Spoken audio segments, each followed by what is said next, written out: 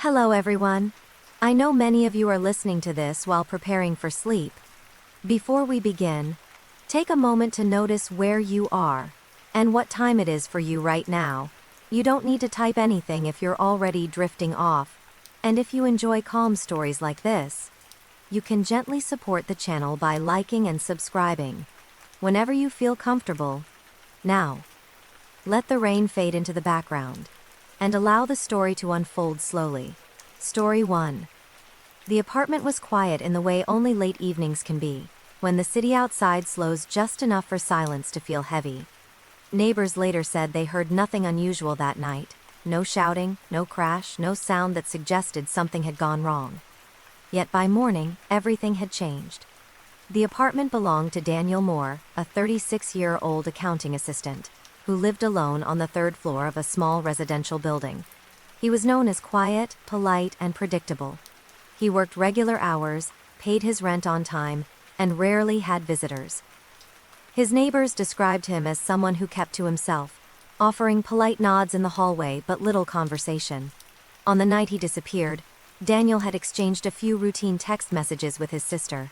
Nothing alarming, nothing emotional, just talk about weekend plans and a reminder to call their mother. His final message was sent at 9:47 p.m. It read, "I'm home now. Talk tomorrow." He never did. The next morning, Daniel failed to show up for work. By noon, his supervisor tried calling him. No answer. By evening, concern grew enough that police were contacted for a welfare check. When officers arrived at the apartment, the first thing they noticed was the door. It was locked from the inside. There were no signs of forced entry, no damage to the frame, no broken lock. The building manager unlocked the door while officers watched. Inside, everything looked normal. The lights were off. The air was still. Daniel's shoes were lined neatly by the entrance. His jacket hung on the hook where he always left it. His wallet sat on the kitchen counter beside his keys. His phone lay face down near the couch, fully charged. The bedroom was untouched. The bed was made. The bathroom showed no disturbance, no blood, no struggle, no sign anyone else had been there. And yet, Daniel was gone.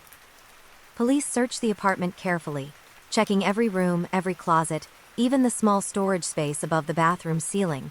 Nothing explained his absence. The windows were locked. The balcony door was sealed from the inside. The fire escape outside showed no signs of use. The most unsettling detail was the lock. The door could only be locked from inside the apartment. It wasn't electronic. There was no automatic feature. Someone had to physically turn it, which meant that if Daniel had left, he would have had to unlock it. But it was locked. Security cameras in the building showed Daniel entering the hallway at 9:43 p.m., carrying a grocery bag. He unlocked his door and stepped inside. The door closed behind him. That was the last footage of him. No one was seen exiting his apartment afterward. No one entered. The hallway remained quiet all night. Police reviewed the footage repeatedly, frame by frame. There were no gaps, no missing minutes, no system failures. Daniel simply went in and never came out. His phone records showed no activity after 9:47 p.m. His bank accounts were untouched.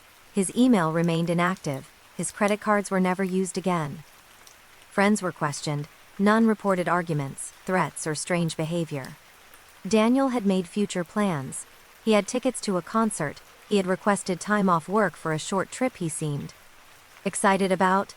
There was no indication he wanted to disappear. Days turned into weeks. The apartment was re-examined multiple times. Investigators looked for hidden crawl spaces, secret access points, or structural anomalies. Nothing unusual was found. The building plans were simple, solid, ordinary. Neighbors were interviewed again. One mentioned hearing a faint sound late that night, something like furniture shifting, but couldn't be sure.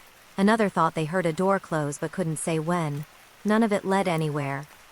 Eventually, the case slowed. Daniel Moore was officially listed as missing. The apartment sat empty for months. The landlord hesitated to rent it again. When he finally did, the new tenant requested the locks be changed. Even then, people in the building said the hallway felt different, quiet, in a heavier way. Some residents said they avoided walking past that door late at night. Others claimed they sometimes heard faint noises inside when no one lived there. Maintenance workers refused to work alone in the unit. None of it could be proven. Years passed. Daniel was never found. No remains. No sightings. No explanation. Just a locked door, a normal evening, and a man who seemed to vanish between one moment and the next. To this day, investigators list his case as unsolved. The file ends with a simple line: subject last seen entering his residence, did not exit. And that sentence continues to trouble anyone who reads it, because it suggests something that logic cannot explain: a door locked from the inside, a life paused mid-routine, and a disappearance that left no sound, no trace, and no clear way out. Story 2. The morning began like every other weekday, quiet and unremarkable, the kind of morning that never hints at becoming anything more. Maria Thompson woke before sunrise, brewed her coffee, and stood for a moment at the kitchen window watching the streets slowly come to life. She lived alone in a small apartment near the edge of downtown, close enough to walk to her office if she wanted to. That morning she planned to walk. At 7:18 a.m., she sent a short message to her coworker saying she'd be in a few minutes late. Nothing unusual, just routine. Security cameras in her apartment building showed her leaving at 7:22 a.m., wearing a light jacket, carrying her handbag, and locking the door behind her. She looked calm, focused, awake. Across the street from her building was a crosswalk she used every day. Beyond it sat a cafe, a bus stop, and the sidewalk that led directly toward her office. She never crossed it. A traffic camera captured Maria stepping off the curb. The light was green, the road was clear, no cars passed in front of her, no sudden movement appeared on screen.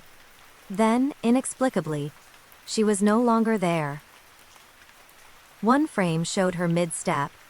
The next frame showed an empty crosswalk, no blur, no interruption, no visible obstruction, just absence. When Maria didn't arrive at work by 9 a.m., her manager assumed she had been delayed. When she didn't answer calls by noon, concern began to spread. By mid-afternoon, police were contacted. Officers went to her apartment first. Everything inside looked normal. Her bed was neatly made. Her laptop was open on the table with a half-finished document. Her wallet sat beside her keys. Nothing suggested she had planned to go anywhere except work. Her phone was missing. Investigators reviewed traffic and security footage from nearby buildings. They found multiple angles of the same moment: Maria stepping off the curb, moving forward, then simply not appearing in the next frame. No car stopped. No door opened. No shadow crossed her path. The footage was clean. They slowed it down, enhanced it, compared angles. There was no visible explanation. Witnesses were interviewed. A man waiting at the bus stop said he remembered a woman standing near him, but couldn't recall what happened next. A barista across the street said she glanced up and thought she saw someone crossing, then looked back down to make a coffee. No one recalled hearing a scream or a struggle. Search teams combed the area for days. Alleyways, rooftops, parking garages, sewer entrances. Nothing. Her phone was later traced to a brief signal that pinged 2 miles away an hour after she vanished, then went silent forever. The location led to an empty stretch of road with no cameras and no witnesses. Her bank accounts remained untouched. Her cards were never used. No online activity appeared after that morning. Maria had made plans for the weekend. She had booked a haircut. She had groceries waiting to be picked up. She had no known enemies, no debts, no history of disappearing. Friends described her as cautious, organized, and predictable. That predictability made the case more disturbing. Investigators returned to the crosswalk again and again. Engineers checked signal timing. Traffic analysts studied camera blind spots. There were none large enough to explain a missing person. The video never changed. A woman stepping forward. A woman gone. Months passed. Interest faded. Leads dried up. The case was quietly moved to the cold file section, labeled unsolved, but the crosswalk remained. People continued to use it every day. They waited for the light. They stepped forward. They crossed safely. Some, however, said the space felt strange, like a gap in the air where something had been removed. Maria Thompson was never found. Her disappearance left no trail, no evidence of violence, no clear moment where things went wrong. Only a stretch of pavement, captured on camera, where a person should have been, and suddenly wasn't. And somewhere in the endless footage of ordinary mornings, One moment still stands frozen in time. A woman walking to work, expecting a normal day, stepping forward, and vanishing between one step and the next. Story 3. The call came through at 2:14 a.m., long after everyone in the house had gone to sleep. The phone rang once, then stopped. A voicemail notification appeared instead. At first, no one noticed. The phone belonged to Evan Price, a 34-year-old technical support analyst who lived alone in a small rental house on the outskirts of town. Evan was quiet, detail-oriented, and predictable. He worked remotely, kept a strict routine, and rarely stayed out late. His neighbors described him as polite but distant, the kind of person who waved politely and disappeared inside. Earlier that evening, Evan had spoken to his sister on the phone. They talked about mundane things, work stress, grocery prices, plans to visit in a few weeks. He sounded tired but normal. Before hanging up, he said he was going to make dinner and turn in early. That was the last confirmed conversation anyone had with him. At 2:14 a.m., his sister's phone buzzed with a voicemail notification. She didn't see it until morning. When she pressed play, she expected to hear a pocket dial or silence. Instead, she heard sound.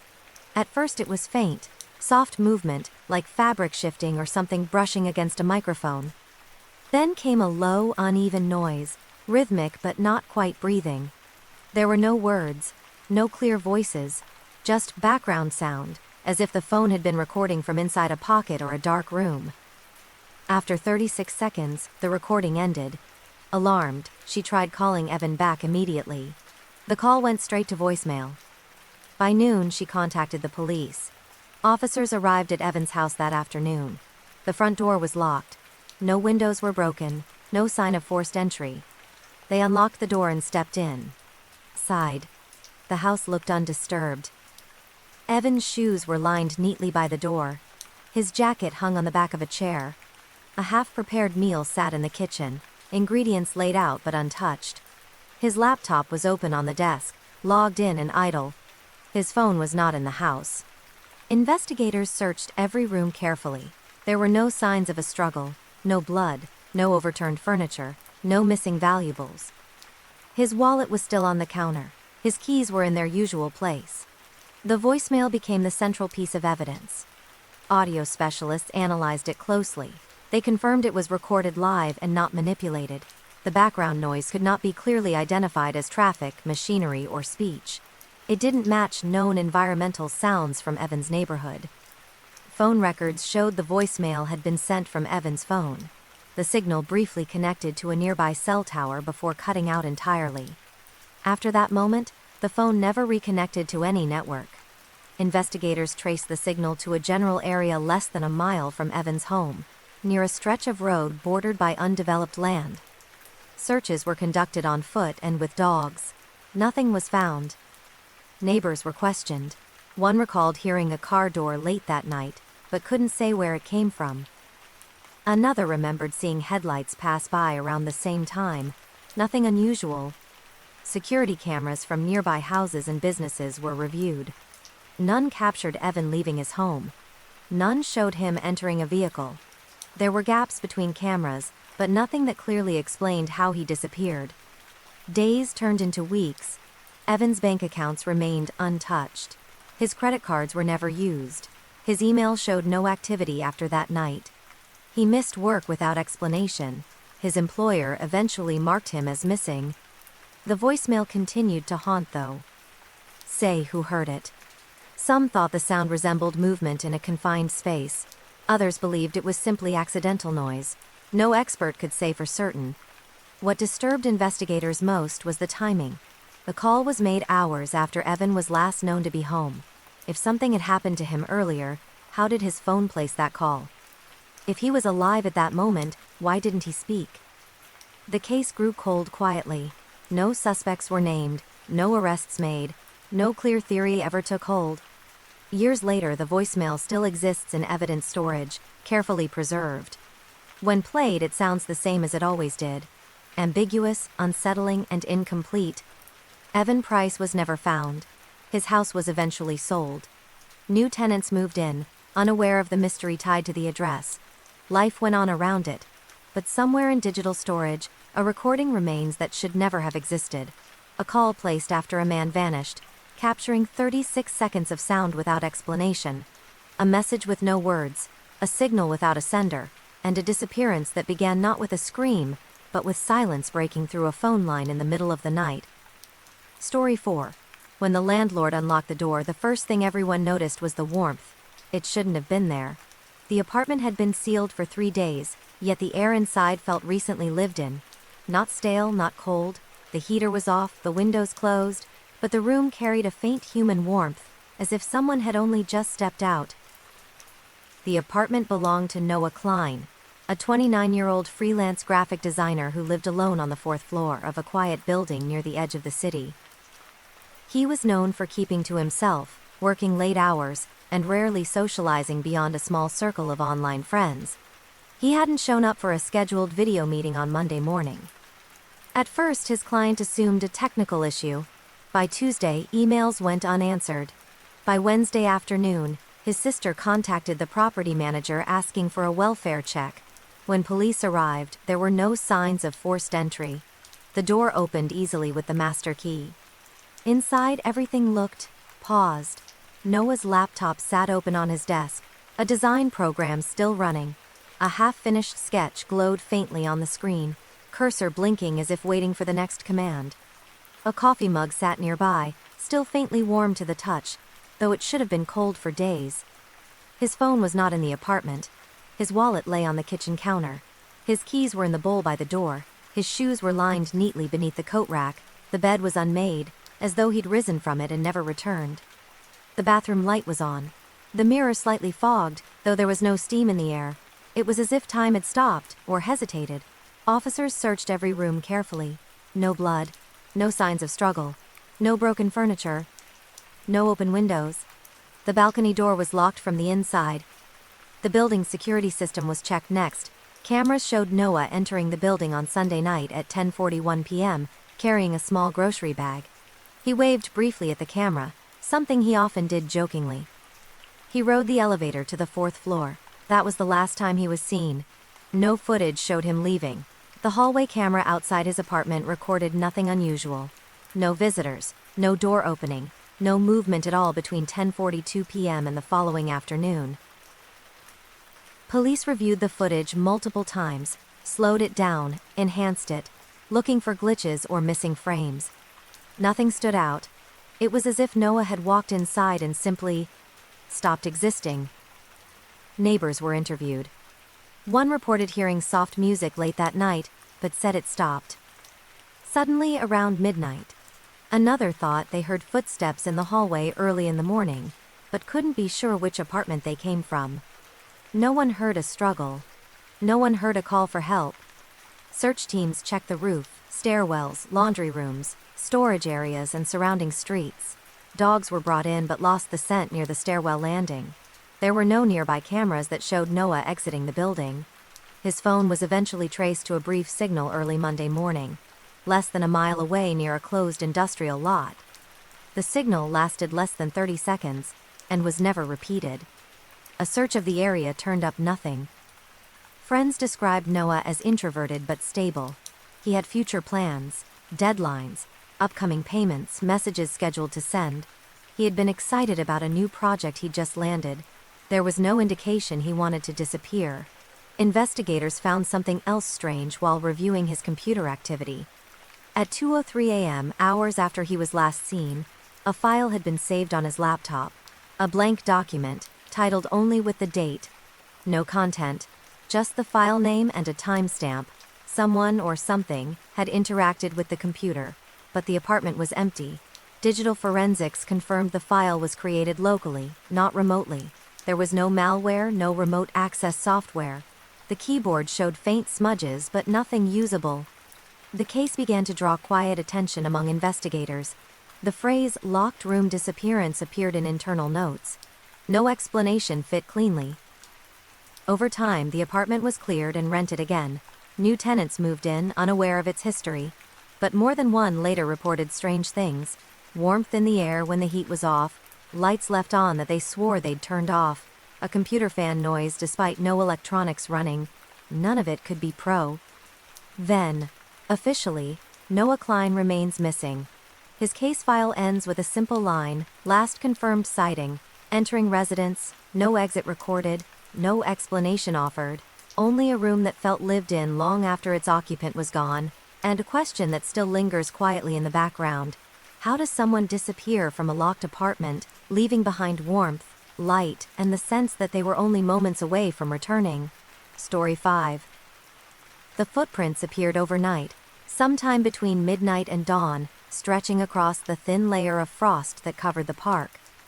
They began near the parking lot entrance and moved slowly toward the river path, each step clearly defined, careful, almost deliberate. Then they stopped. No turn, no stumble, no disturbance beyond that final print, just silence. The discovery was made by a jogger early one morning, who noticed the strange pattern while cutting through the park before sunrise. He later told police that the footprints looked fresh, as if someone had walked there minutes earlier. But when he followed them with his eyes, they simply ended in the middle of the open path. There were no other prints nearby, no signs of jumping, no drag marks, no disturbance in the frost beyond that point. The footprints belonged to 38-year-old Mark Ellison. Mark was a maintenance supervisor for the city, known for his reliability and routine. He took the same evening walk almost every night after dinner, usually looping through the park before heading home. Neighbors often waved as he passed. Some said he walked to clear his head. Others said it helped him sleep. The night before the footprints appeared, Mark had sent a text to his sister at 10:12 p.m. saying he was heading out for his usual walk. Nothing strange, nothing emotional, just routine. That was the last message he ever sent. When police were notified later, at morning they began retracing the path from the beginning. Mark's car was found parked near the park entrance, locked, with his wallet still inside. His phone, however, was missing. Search teams combed the area for hours.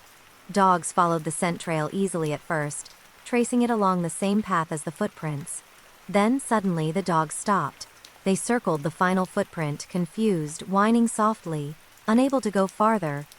Investigators marked the spot and expanded the search radius. They checked the riverbank, nearby woods, drainage tunnels, and surrounding neighborhoods. Nothing turned up. There were no witnesses.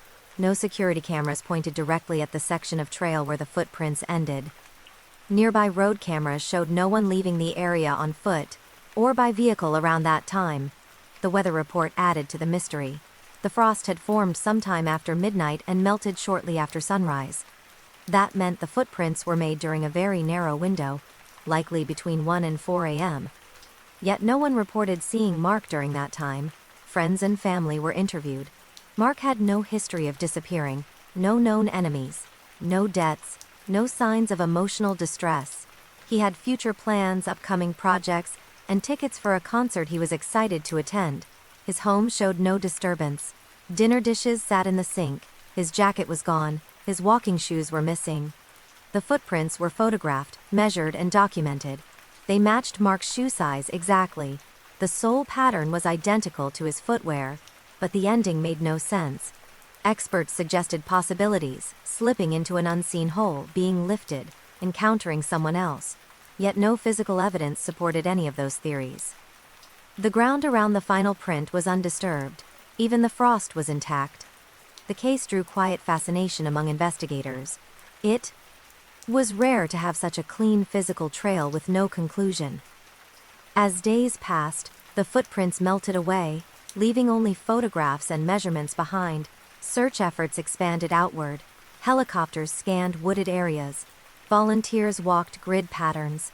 Divers searched the river. Nothing was found. Mark Ellison vanished without leaving a trace beyond those few steps in the frost. Months later, a strange detail emerged. A hiker reported finding a phone deep in the woods several miles away. It was damaged, screen cracked, battery long dead. The serial number matched Mark's. There were no fingerprints. No usable data. The phone appeared to have been exposed to the elements for some time. How it traveled so far, or how it got there at all, was never determined. The case eventually went cold. The park reopened. People continued walking the trail. Children played near the river. Seasons passed. The frost came and went each year. But locals still talk about that stretch of path. Some say on cold mornings, when the ground freezes just right, you can almost imagine footprints forming again, one by one, stopping in the same place, as if someone had simply stepped out of the world. Mark Ellison was never found. No body, no witnesses, no explanation. Only a line of footprints that began normally and ended where no ending should exist. Story 6. The elevator camera showed her stepping inside at exactly 11:42 p.m. She looked tired but calm, holding a canvas tote in one hand and her phone in the other. Her hair was pulled back loosely, and she pressed the button for the 12th floor with a familiar motion, the kind done without thinking after years of repetition. Her name was Rachel Kim. She was 29 years old, a marketing coordinator who lived alone in a high-rise apartment downtown. She was dependable, organized, and known among friends as someone who never vanishes. Head without explanation. That night, she had stayed late at work finishing a presentation. She texted her roommate earlier saying she'd be home soon and might grab something to eat on the way. That message was sent at 11:21 p.m. 21 minutes later, she entered her building. Security footage captured her stepping into the elevator lobby, pausing briefly to check her phone, then entering the elevator. The doors closed smoothly. The panel lit up as she pressed 12. That was the last confirmed image of Rachel Kim. The elevator arrived at the 12th floor less than a minute later. When the doors opened, the hallway was empty. No one stepped out. The camera inside the elevator showed Rachel standing there as it began to rise. But at some point between the lobby and the 12th floor, she was no longer visible. There was no sudden movement, no sign of struggle, no flicker or cut in the footage. One moment she was there, the next moment she wasn't. The elevator continued its ascent, empty. At first, building management assumed it was a camera malfunction. But when Rachel didn't show up for work the next morning and failed to answer calls, concern quickly turned into alarm. Police were contacted by her roommate, who said Rachel had never come home that night.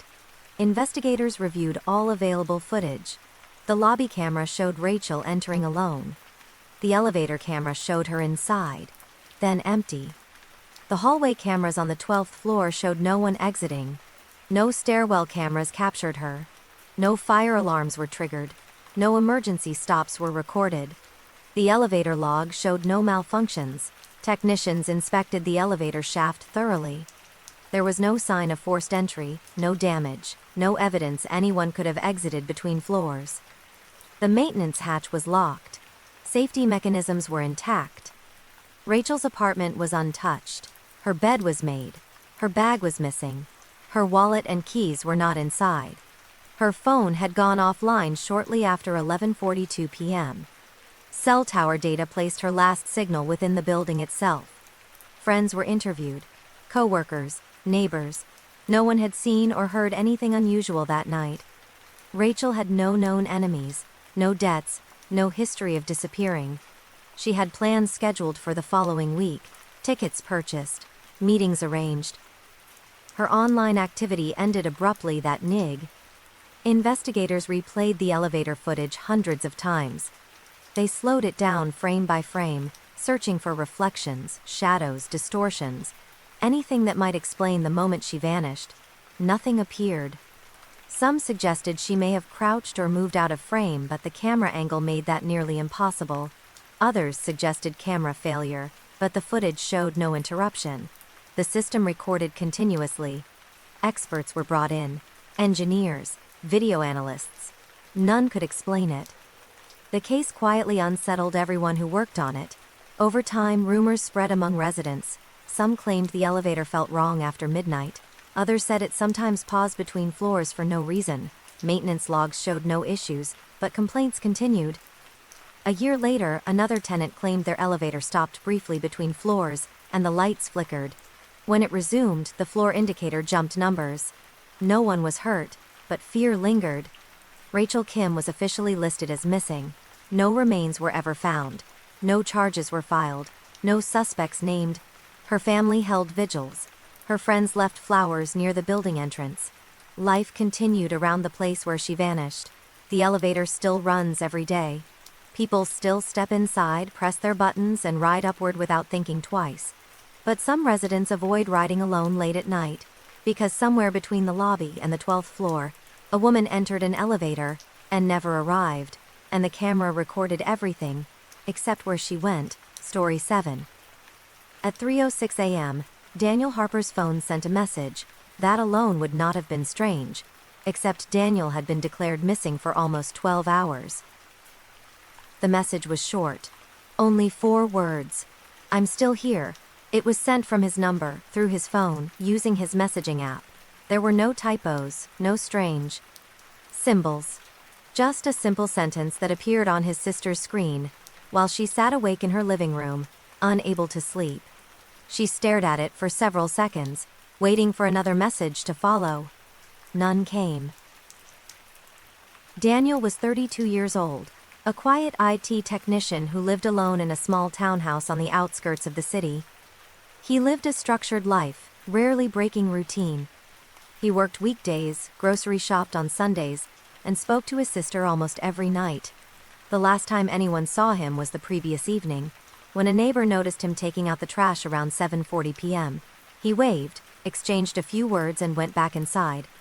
That was the last confirmed sighting. When Daniel failed to show up for work the next morning and didn't answer calls, his employer contacted his emergency contact, his sister Emily. She drove to his house just after noon. The door was locked. The lights were off. His car was still in the driveway. Police arrived shortly after. Inside, nothing appeared disturbed. His wallet was on the kitchen counter. His keys were on the hook by the door. His jacket hung neatly in the closet.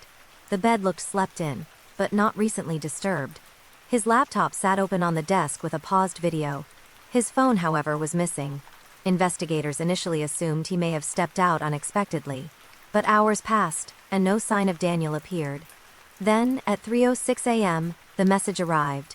Emily nearly dropped her phone when she saw his name appear on the screen. "I'm still here." She called him immediately.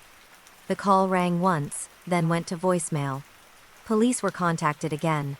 Digital forensic specialists were brought in to analyze the message. The metadata showed it had been sent from Daniel's phone, using his SIM card, routed through a nearby tower less than a mile from his home. The timestamp was valid. There was no evidence of spoof. His phone had been active, briefly.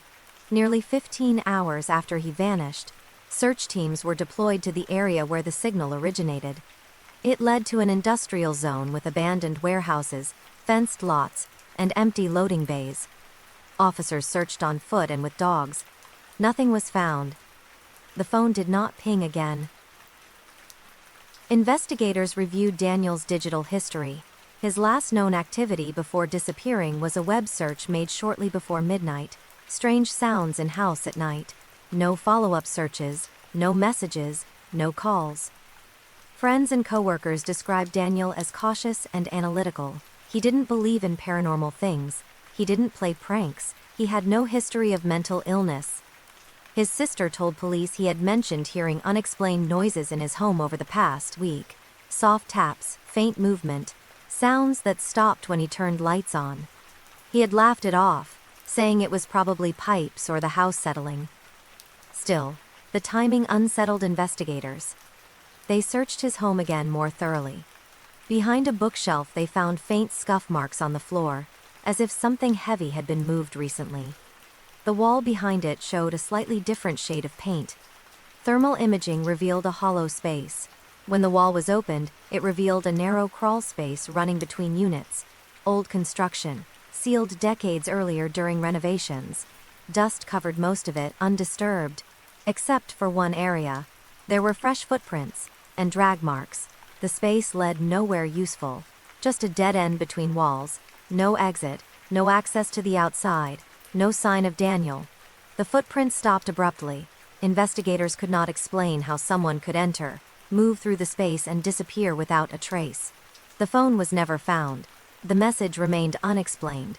Experts debated whether the message could have been Q.Ed earlier and delivered later, but system logs showed it was sent in real time. Years passed. Daniel Harper was officially declared missing, presumed dead, though no body was ever recovered. His sister keeps the phone that received the message. She never deleted it. She says she sometimes opens the thread late at night, staring at the words, wondering what they meant. I'm still here. She says the most frightening part isn't that he vanished.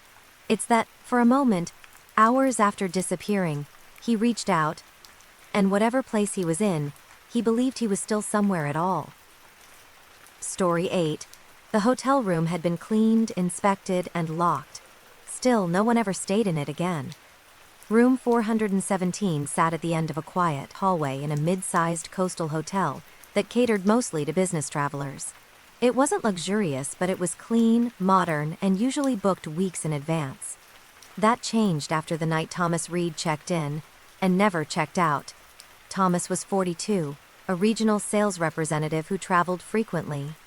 He had stayed at the same hotel several times before.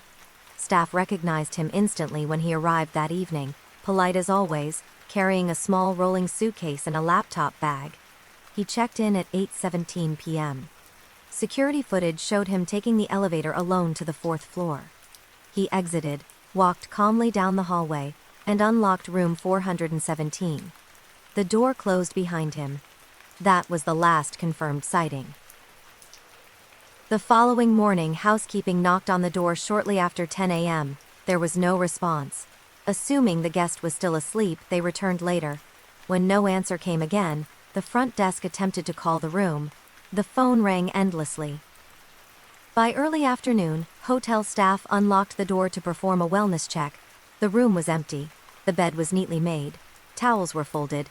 The suitcase lay open on the lug. Age rack, clothes still inside. His wallet sat on the desk next to his laptop. His phone charger was plugged into the wall, but his phone was missing. There were no signs of a struggle, no broken items, no blood, no damage. The air conditioner hummed softly. The curtains were half drawn. Everything looked exactly as it had when the room was prepared, except someone had clearly been there. Security footage was reviewed immediately.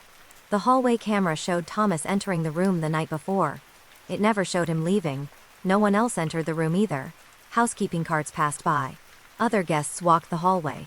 But room 417's door never opened again until staff unlocked it. Investigators searched the entire floor. Stairwells, elevators, maintenance corridors, storage closets, all were checked thoroughly. There was no hidden exit from the room. The windows did not open more than a few inches. The balcony doors were sealed shut. Hotel staff insisted the locks had not malfunctioned. The system logs confirmed it. The keycard was used once to enter, and never again. Police reviewed security footage, frame by frame, looking for glitches or dropped frames. Everything was continuous. Thomas Reed had entered the room, and then, inexplicably, vanished. His family was notified. They were stunned. He had spoken to his wife earlier that evening, telling her he'd arrived safely and would call her in the morning. His final message was sent at 8:32 p.m., minutes after entering the room. Search efforts expanded beyond the hotel. Nearby streets were canvassed, local hospitals checked. His bank accounts showed no activity. His credit cards were never used. Days passed with no sign of him. One detail unsettled investigators. At 2:11 a.m., the hotel's internal system recorded a brief power fluctuation on the 4th floor only. It lasted less than 10 seconds. Not long enough to trigger alarms. Not long enough to explain anything. But it was the only unusual event logged that night. Maintenance staff later reported something else. In the weeks following Thomas's disappearance, multiple employees complained that room 417 felt off. Some described the air as heavy. Others said the temperature felt colder than surrounding rooms, even when the thermostat was set the same. One cleaner claimed she heard faint tapping sounds coming from inside the walls while cleaning nearby rooms. Management dismissed the reports, but gradually the room stopped being assigned. Guests who were unknowingly placed there asked to move after a single night. Some said they couldn't sleep. Others claimed they heard movement or soft knocking when no one was in the hallway. Eventually, room 417 was quietly taken out of rotation. Officially, Thomas Reed remains missing. There was no evidence of foul play. No suspects, no explanation. His belongings were eventually returned to his family, minus one item. His phone, which was never found. The hotel still stands. Guests pass the door every day without realizing its history. The number remains on the plaque, but the room is always listed as unavailable. Staff don't talk about it openly, but some say that late at night, when the hallway is empty and quiet, the electronic lock on 417 sometimes lights up briefly, as if someone is trying to unlock it from the inside. And then it goes dark again. Story 9. The bus stop sat at the edge of the road where the streetlights thinned, and the city slowly gave way to darkness. It wasn't abandoned, but few people used it after midnight. The schedule said the final bus passed through at 12:07 a.m. On the night she disappeared. That was the one she planned to catch. Her name was Lila Moreno. She was 26, worked late shifts at a medical billing office, and relied on public transport to get home. Friends described her as careful and routine-driven. She always texted when she was on her way, always checked in when she arrived. At 11:54 p.m., she sent her last message to her roommate, "Almost there. Bus is coming." The message delivered. The bus arrived on time. Security cameras across the street captured Lila standing alone under the streetlight. She wore a dark jacket, headphones around her neck, her phone in her hand. She looked tired but calm, shifting her weight as she waited. The bus pulled up at exactly 12:07 a.m. The doors opened, but Lila never boarded. The driver later told investigators that he remembered stopping at that location, but didn't recall anyone getting on. At the time, he thought the stop was empty. The footage told a different story. The camera showed Lila standing there as the bus approached. Then, just seconds before the doors opened, she stepped slightly backward, out of the camera's frame. She never stepped forward again. The bus waited for 20 seconds. No passengers boarded. The doors closed and it drove away. When investigators reviewed footage from other angles, they found something unsettling. There were no other cameras showing Lila leaving the stop. No cars pulled up, no pedestrians passed, no shadows crossed the frame. She was simply gone. Her phone last connected to a nearby cell tower at 12:08 a.m., 1 minute after the bus departed. After that, it went silent. Her roommate grew worried when Lila never arrived home. By morning, calls went unanswered. Police were contacted before noon. Officers searched the area around the bus stop thoroughly. They checked alleyways, dumpsters, bushes, and nearby buildings. They spoke to residents. No one had seen or heard anything unusual. There were no signs of a struggle. Her wallet was later found on a bench near the stop, neatly placed. Her ID and cards were still in. Her phone, however, was never recovered. Investigators expanded the search radius. They reviewed traffic cameras along nearby roads. No footage showed Lila entering a vehicle. No rideshare records existed. No ATM usage appeared. Her bank accounts remained untouched. Friends described her as cautious and practical. She didn't take risks. She didn't wander. She didn't disappear. The bus stop became the center of the investigation. Technicians reviewed camera footage frame by frame. They slowed it down, adjusted contrast, analyzed lighting. At normal speed, Lila seemed to step backward and vanish. At slower speeds, nothing unusual appeared. No blur, no obstruction.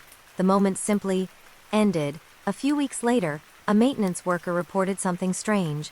While cleaning near the stop late at night, he claimed to hear footsteps behind him, slow and steady. When he turned around, no one was there. The sound stopped immediately. Another worker reported hearing what sounded like a phone vibrating faintly beneath the bench, though no device was found. Police dismissed these as coincidence. Months passed. The case stalled. Lila's family organized searches and posted flyers. They contacted media. Tips came in, but none led anywhere. Some claimed to have seen her in other cities, but every lead fell apart. The bus stop remained in use, yet drivers began to notice something odd. Late at night, when approaching that stop, some claimed to see a figure standing just beyond the light, not clearly visible, just a shape where someone might be waiting. But when the bus slowed, there was never anyone there. One driver refused to stop at that location after midnight anymore. Officially, Lila Moreno remains a missing person. No evidence of a crime has ever been found. No body, no suspect, no explanation. Only a time-stamped message, a bus that arrived on schedule, and a moment C. Odd on camera where a young woman stood waiting, and then wasn't. A bus stop that still exists. A route that still runs. And a space beneath a flickering streetlight where someone once stood, waiting to go home. Story 10. At exactly 6 p.m., Marcus Hale clocked in for his night shift. The timestamp was recorded automatically, just like it had been hundreds of times before. Marcus worked as a security guard at a large distribution warehouse on the edge of the industrial district. The job was quiet, repetitive, and predictable. Long hours, empty corridors, and routine patrols. He preferred it that way. Marcus was 35, dependable, and rarely missed a shift. He lived alone, paid his bills on time, and followed routines with near precision. His supervisor often joked that Marcus could run the place by himself. On the night he disappeared, everything started normally. Security footage showed him entering the building at 5:57 p.m., nodding at the camera as he passed. He set his lunch in the break room, hung his jacket, and logged into the security system. At 6 p.m. sharp, his name appeared as active. For the next 2 hours, his patrol logs updated automatically as he scanned checkpoints throughout the warehouse. Each scan confirmed his movement through designated areas. 6:14 p.m., North Corridor. 6:29 p.m., Loading Bay. 6:47 p.m., Storage Wing. 7:03 p.m., West Stairwell. Everything looked normal. At 7:18 p.m., the system recorded his final scan, Sector D, lower level. After that, nothing. No logout, no emergency alert, no movement recorded. At 10 p.m., the supervisor noticed the inactivity and tried to radio Marcus. No response. Phone calls went unanswered. Assuming a device malfunction, the supervisor waited another hour before deciding to check the footage. That's when the confusion began. The camera covering Sector D showed Marcus walking into F. Rame at 7:17 p.m., scanning the checkpoint as usual. He paused briefly, looking down at his device, then looked up toward the far end of the corridor. His expression changed, not fear exactly, but focus. Curiosity. He took a few steps forward, and then stopped. The next frame showed the corridor empty. No running, no turning back, no struggle. He simply wasn't there anymore. The camera feed did not cut out. There was no glitch. Timestamps continued normally. The hallway lights stayed steady. He was just gone. Security reviewed footage from every angle. Other cameras covering nearby hallways showed no one entering or exiting. The stairwells showed nothing. The elevators recorded no activity during that time. At midnight, management contacted police. Officers searched the warehouse thoroughly. It was massive. Multiple floors, storage cages, machinery, and maintenance tunnels. Every corner was checked. Dogs were brought in. They followed Marcus's scent to Sector D, and then stopped, exactly where the footage showed him last. His flashlight was found on the floor nearby, still turned on. His radio lay beside it. His keys were missing. There were no signs of violence, no blood, no damaged equipment, no forced access to restricted areas. The lower level was sealed from the outside. No exits existed beyond monitored doors. Investigators interviewed coworkers. No one had seen or heard anything unusual. One employee mentioned hearing a faint metallic sound earlier that night, like a door closing far away, but couldn't say where it came from. Marcus's phone was never recovered. His car remained in the parking lot, locked. His wallet was inside. Digital records showed his login session never ended. Even days later, the system still listed him as on duty until IT manually reset it. That detail unsettled many of the staff. Search efforts extended beyond the building. NIRB. Y woods, drainage areas, and industrial lots were combed. Nothing turned up. Friends and family insisted Marcus would never walk away. He had plans, bills paid, future goals. No signs of distress. The case slowly went cold, but strange things continued. Security guards reported radios briefly picking up static on the same channel Marcus used. Sometimes during late shifts, the system would register movement in Sector D, motion alerts without visible cause. Once, a guard claimed to hear footsteps echoing faintly through the corridor when no one else was present. Maintenance teams inspected the area repeatedly. Nothing was ever found. Officially, Marcus Hale remains missing.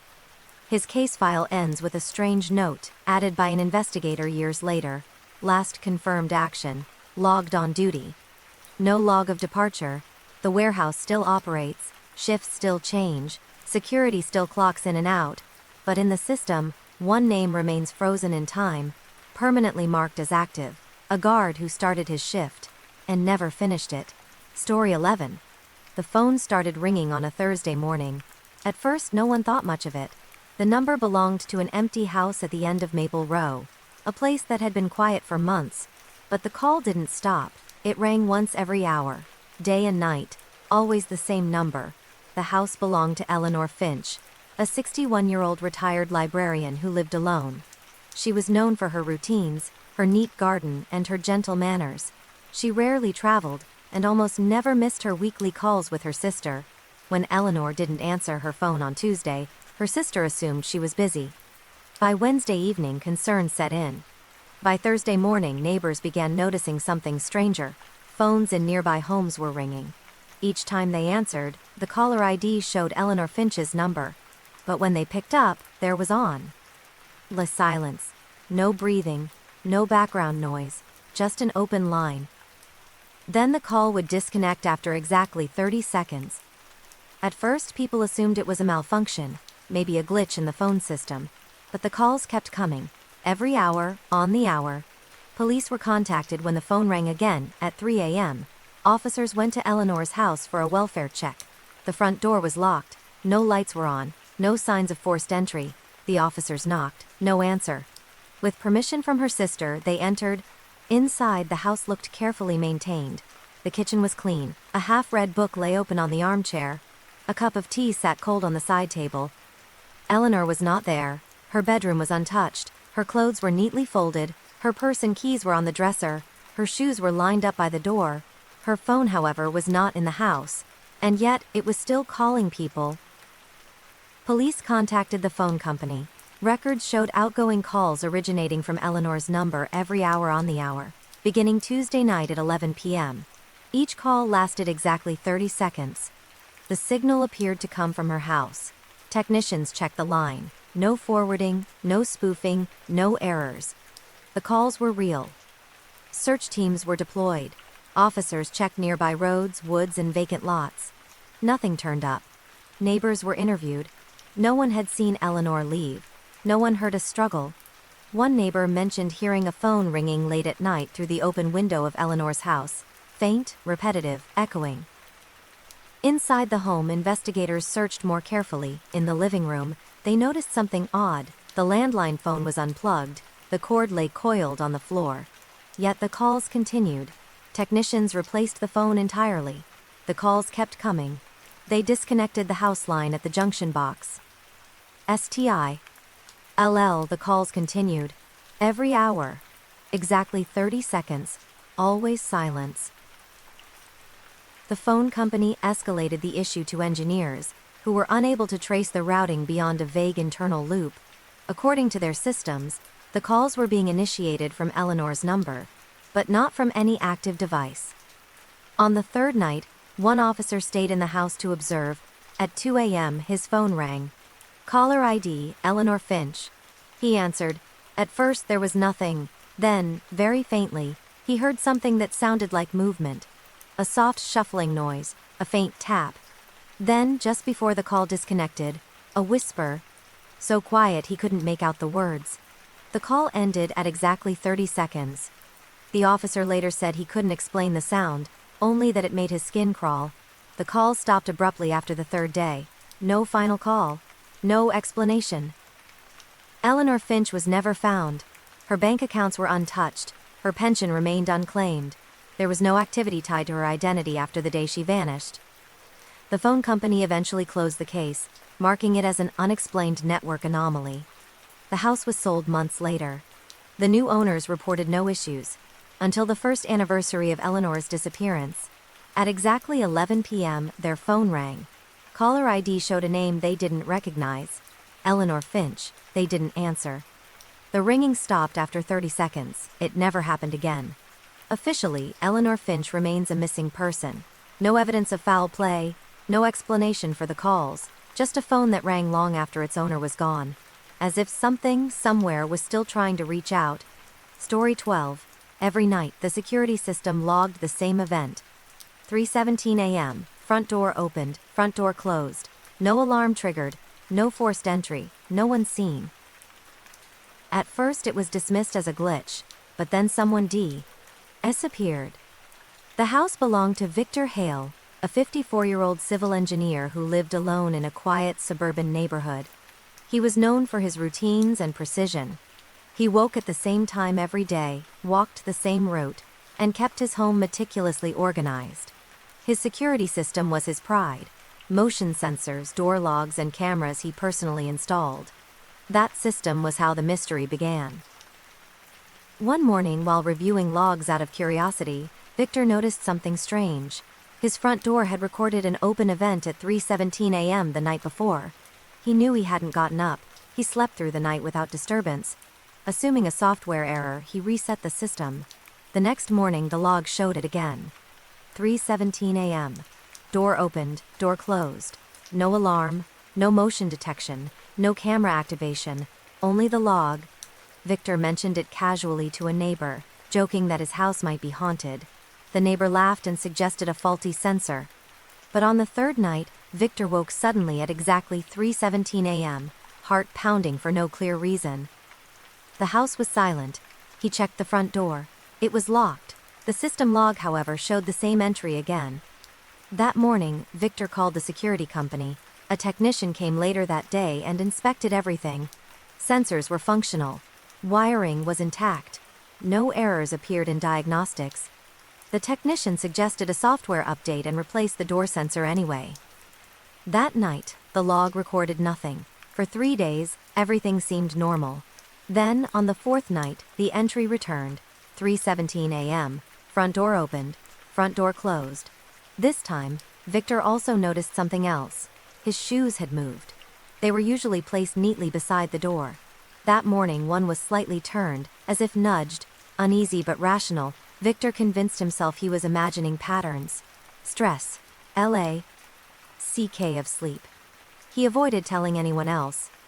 2 nights later, his neighbor noticed Victor hadn't collected his mail. His porch light remained on during the day. By evening, concern grew, and police were called for a welfare check. The door was locked. Inside, the house was silent. Victor was gone. His wallet sat on the kitchen counter. His phone was charging beside the bed. His car remained in the driveway. There were no signs of a struggle. The only unusual thing was the security system log. At 3:17 a.m., the previous night, the front door had once again recorded an opening and closing.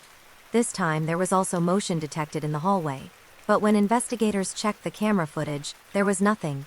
No figure, no shadow, no distortion. Just an empty hallway. Police searched the neighborhood, nearby woods and drainage areas. No trace of Victor was found. Days passed. Then weeks. During the investigation, technicians reviewed archived data from the system. They discovered something unsettling. The 3:17 a.m. entries didn't start recently. They went back months. The same event had occurred intermittently for nearly a year. Long before Victor ever noticed. The door had been opening and closing in the system. Always at the same minute. Always without video or alarm. Victor had been sleeping through it. Until the night he woke at exactly 3:17, that was the first time the system logged motion. After that night, the motion appeared only once more. The night he vanished, police could not determine whether the system was malfunctioning or recording something it could not properly interpret. The house was eventually sold. The new owners installed an entirely new security system. For months, nothing happened. Then, one night, the system recorded an anomaly. 3:17 a.m., front door opened, front door closed. No footage, no alarm. The family moved out within week. Victor Hale was never found. His case remains open, listed as a disappearance with no signs of foul play. But the logs still exist, archived in a digital report that ends with a simple repeating entry. 3:17. Door opened. 3:17. Door closed. A record of a moment that keeps happening, long after the person it took is gone. Story 13. The first thing the officer noticed was the warmth. It didn't make sense. The night air was cold, and the apartment had been sealed for hours. Yet when he placed his hand near the open bedroom window, he felt it. A faint, lingering warmth, as if someone had just been standing there moments before. But no one was inside. The apartment belonged to Hannah Lowell, a 27-year-old graduate student who lived alone in a quiet residential building. She was known for being careful, organized, and routine-driven. Every evening followed the same pattern: study, tea, a short phone call with her sister, then bed. On the night she disappeared, she spoke to her sister at 10:41 p.m. Their conversation was ordinary. Hannah mentioned being tired and planning to sleep early. Her final words were, "I'll talk to you tomorrow." She never did. When Hannah failed to attend class the next day and didn't answer messages, her roommate from the previous year grew concerned and contacted the building manager. By evening, police were asked to perform a welfare check. The apartment door was locked. Inside, everything appeared normal. Her backpack was by the desk. Her phone lay plugged into its charger. Her wallet and keys were on the table. A half-finished mug of tea sat beside an open book. Nothing looked disturbed, except the bedroom window. It was open a few inches. That alone wasn't strange. Hannah often liked fresh air at night, but the screen had been removed and leaned carefully against the wall. Not torn, not bent, just set aside. The officer noticed something else. The air near the window felt slightly warmer than the rest of the room, as though heat had recently passed through it.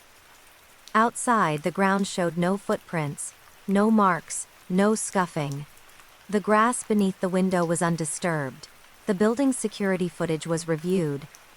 At 10:52 p.m., Hannah was seen entering her apartment hallway. She waved briefly at the camera, unlocked her door, and stepped inside. That was the last time she was ever seen. No one entered or exited her apartment afterward. No camera showed her leaving. The stairwell was empty. The elevator logs recorded no trips from her floor overnight. Her phone records showed no activity after 10:49 p.m. BR. Her bank accounts remained untouched. Investigators searched the building thoroughly.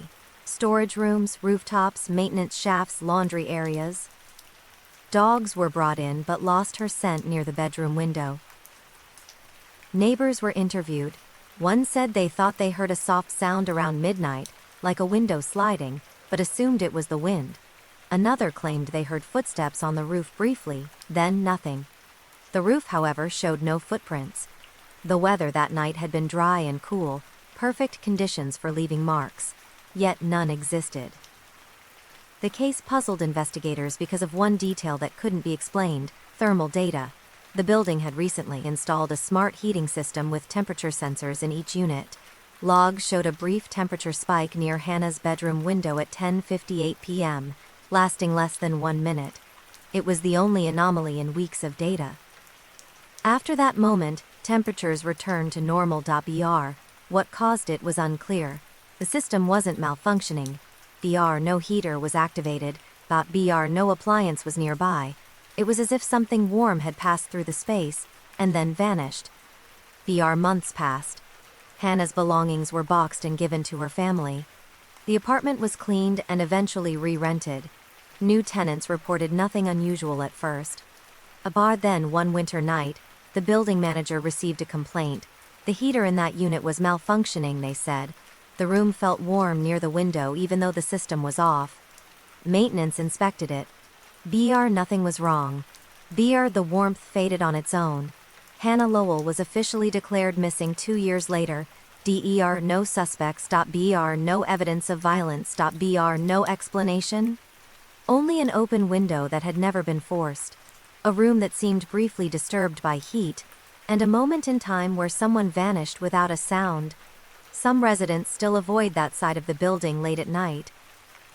They say that sometimes if you pass by quietly you can feel a strange warmth near the glass, like someone standing there just out of sight, waiting to be noticed. Story 14. The late-night commuter train was nearly empty when it pulled out of the station at 11:38 p.m.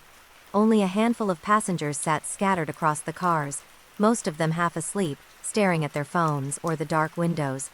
In the third car, near the rear door, a woman named Clara Jensen took her usual seat. She rode this train 4 nights a week after finishing her shift at a medical supply warehouse. The conductors recognized her. She always sat in the same spot, second row from the back window side. She liked watching the reflections pass through the glass as the city faded. That night was no different. Security cameras showed Clara boarding calmly. tapping her transit card, and walking straight to her seat. She placed her bag beside her feet and leaned back, pulling her jacket tighter around herself. The train doors closed. The journey should have taken 26 minutes, but Clara never got off. When the train reached its final stop, the conductor walked through each car to make sure no passengers were left behind. When he reached the third car, he noticed something odd. The seat Clara had occupied was empty, but her bag was still there. It sat upright, exactly where she had placed it, strap looped neatly over the seat leg. Inside were her wallet, keys, work badge, and phone. There was no sign of Clara. The conductor assumed she had moved cars and forgotten her bag. It happened occasionally. He took the bag to Lost and Found and filed a brief note. The next morning, when no one claimed it, transit police were contacted. BIER security footage was reviewed immediately. The cameras showed Clara entering the train at 11:38 p.m. She sat down, she adjusted her jacket, she looked briefly at her phone, and then nothing unusual happened. She didn't stand up. She didn't walk away. She didn't move seats. Yet at some point between stations, she simply wasn't there anymore. The camera never cut out. There were no glitches. No missing frames. The seat appeared occupied in one moment, empty in the next. Investigators slowed the footage down frame by frame. Clara seemed to lower her head slightly, as if resting, and then the image shifted, and the seat was empty. No motion blur. No distortion. Just absence. The train logs showed no emergency stops. No door openings between stations. No alarms. The conductor confirmed no one exited between stops. Other passengers were interviewed. Most had headphones on or were half asleep. One man vaguely remembered a woman sitting nearby but couldn't recall seeing her get up. Another said he thought someone stood briefly but wasn't sure. Clara's phone records showed her last activity at 11:41 p.m., just minutes after boarding. A message draft sat unsent in her notes app. Almost home. Her bank accounts were untouched. Her apartment showed no sign of disturbance. Her keys were never used again. Search teams scoured rail yards, tracks, tunnels, and nearby wooded areas. No trace of her was found. Transit engineers examined the train cars. No hidden compartments, no access panels, no structural faults. Everything functioned normally. Still, rumors spread among staff. Some operators said that late at night, when trains pass through that section of track, they sometimes feel a sudden cold draft. Others claim to hear a faint sound, like fabric brushing against a seat. One cleaner reported finding a faint warmth on the cushion where Clara had been sitting, even hours later. Officially, Clara Jensen was declared missing. The case remains unsolved. The seat she occupied is still there, identical to the others. Trains continue to run. Passengers still sit there every day without knowing its history. But among conductors there's a quiet superstition. They avoid that seat on the last run of the night. Because once, someone sat down, stayed perfectly still, and never stood up again. Story 15. The sound was soft, almost polite. A single click, then another. At exactly 2:43 a.m., the front door lock turned, even though no one was there to touch it. The house belonged to Samuel Ortega, a 48-year-old night shift electrician, who lived alone in a small suburban duplex. He was known for being cautious, methodical, and almost obsessively careful about security. Every night before bed, he double-checked his locks, sometimes 3 times. The door in question used a mechanical deadbolt, not a smart lock.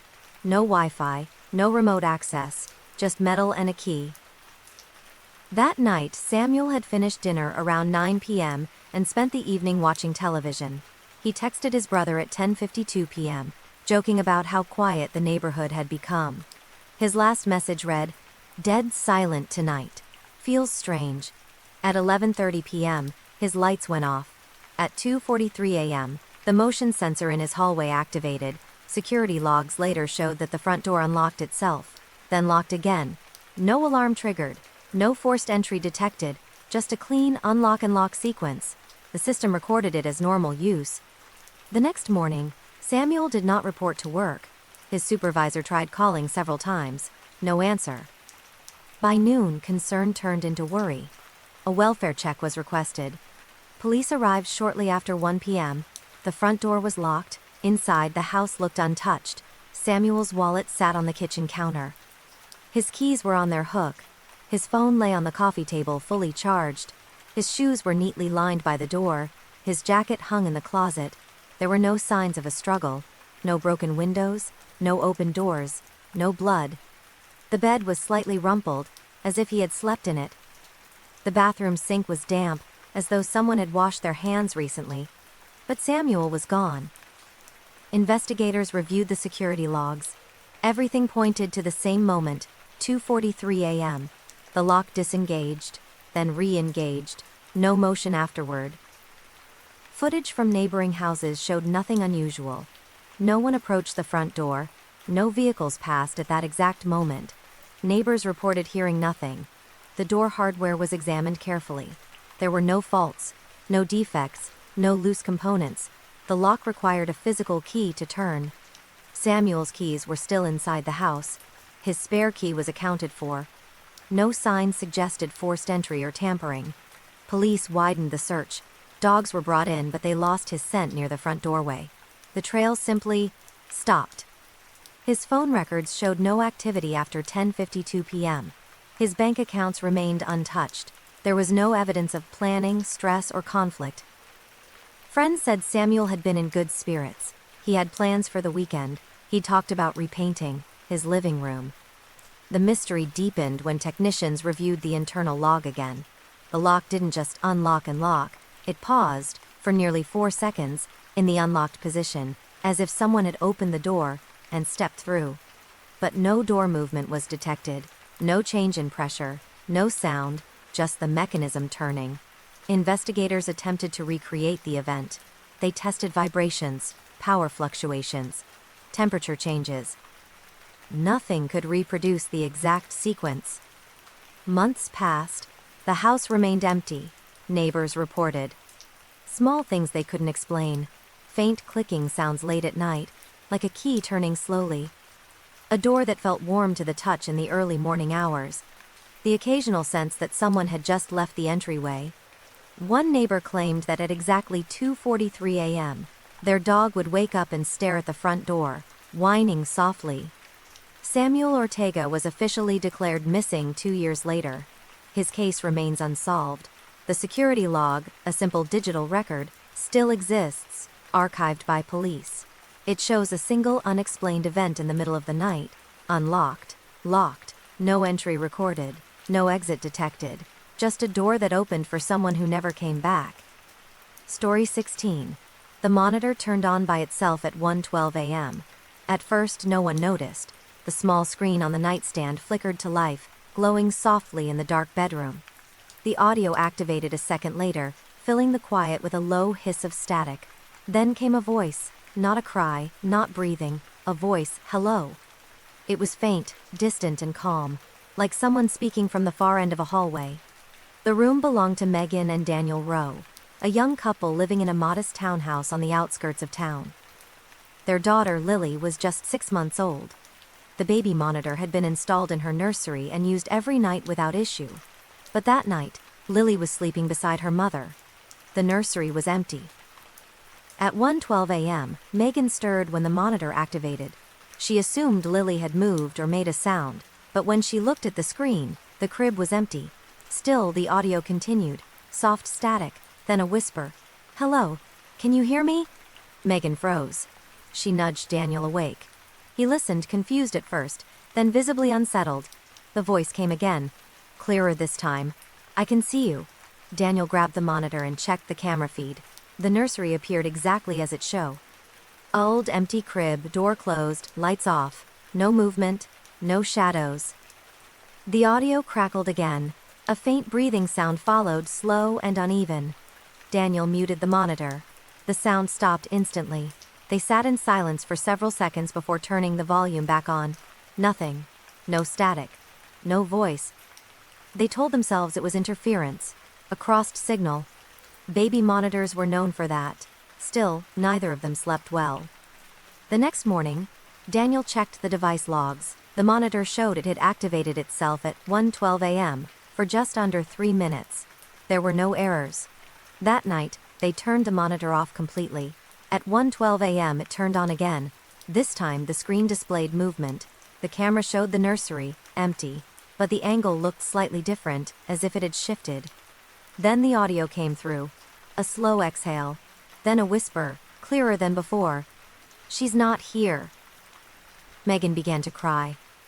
Daniel unplugged the monitor from the wall. The screen went dark. The sound continued. Not through the monitor, but faintly through the nursery door. Daniel opened it slowly. The room was empty. No sound, no movement, no explanation. They called the police that morning. Officers searched the house thoroughly. No signs of forced entry. No hidden cameras. No intruders. The nursery window was locked from the inside. The attic showed no disturbance. Crawl spaces were sealed. The baby monitor was examined by technicians. There was nothing wrong with it. No external signal interference. No remote access. No recordings stored. Just a device that had activated on its own. Over the next week, strange things continued. At exactly 1:12 a.m., the nursery light flicked on once. Another night, the baby mobile spun slowly without power. Then came the final incident. Daniel was alone in the living room, unable to sleep. Megan and the baby were staying with H, our sister. The house was silent. At 1:12 a.m. his phone buzzed. A notification from the baby monitor app, live audio detected. He opened it. The screen showed the nursery again, empty. But this time the camera angle was wrong, tilted upward facing the ceiling.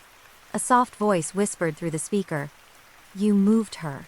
Daniel froze, his heart pounded as the voice spoke again, clearer now. "She was here first." The feed cut out. The app crashed. When Daniel tried to reopen it, the device was listed as offline. Police returned the next morning. They found nothing unusual. Again. But this time Daniel made a decision. They moved out that same week. The townhouse was listed for sale. The monitor was thrown away. The nursery was cleared. The new owners never used the baby monitor system. Still, neighbors later reported strange occurrences. Lights flickering in the nursery at night. A faint humming sound around 1:12 a.m. Once, a babysitter staying late claimed she heard whispering through a powered-off speaker. The Rowe family never spoke publicly about what happened. But years later, when asked in a private interview why they left so suddenly, Megan said only this. The voice didn't sound angry. It sounded patient. And it knew when she wasn't there anymore. Story 17. Every night at exactly 9:40 p.m., the light on the third floor turned off. It had done so for years.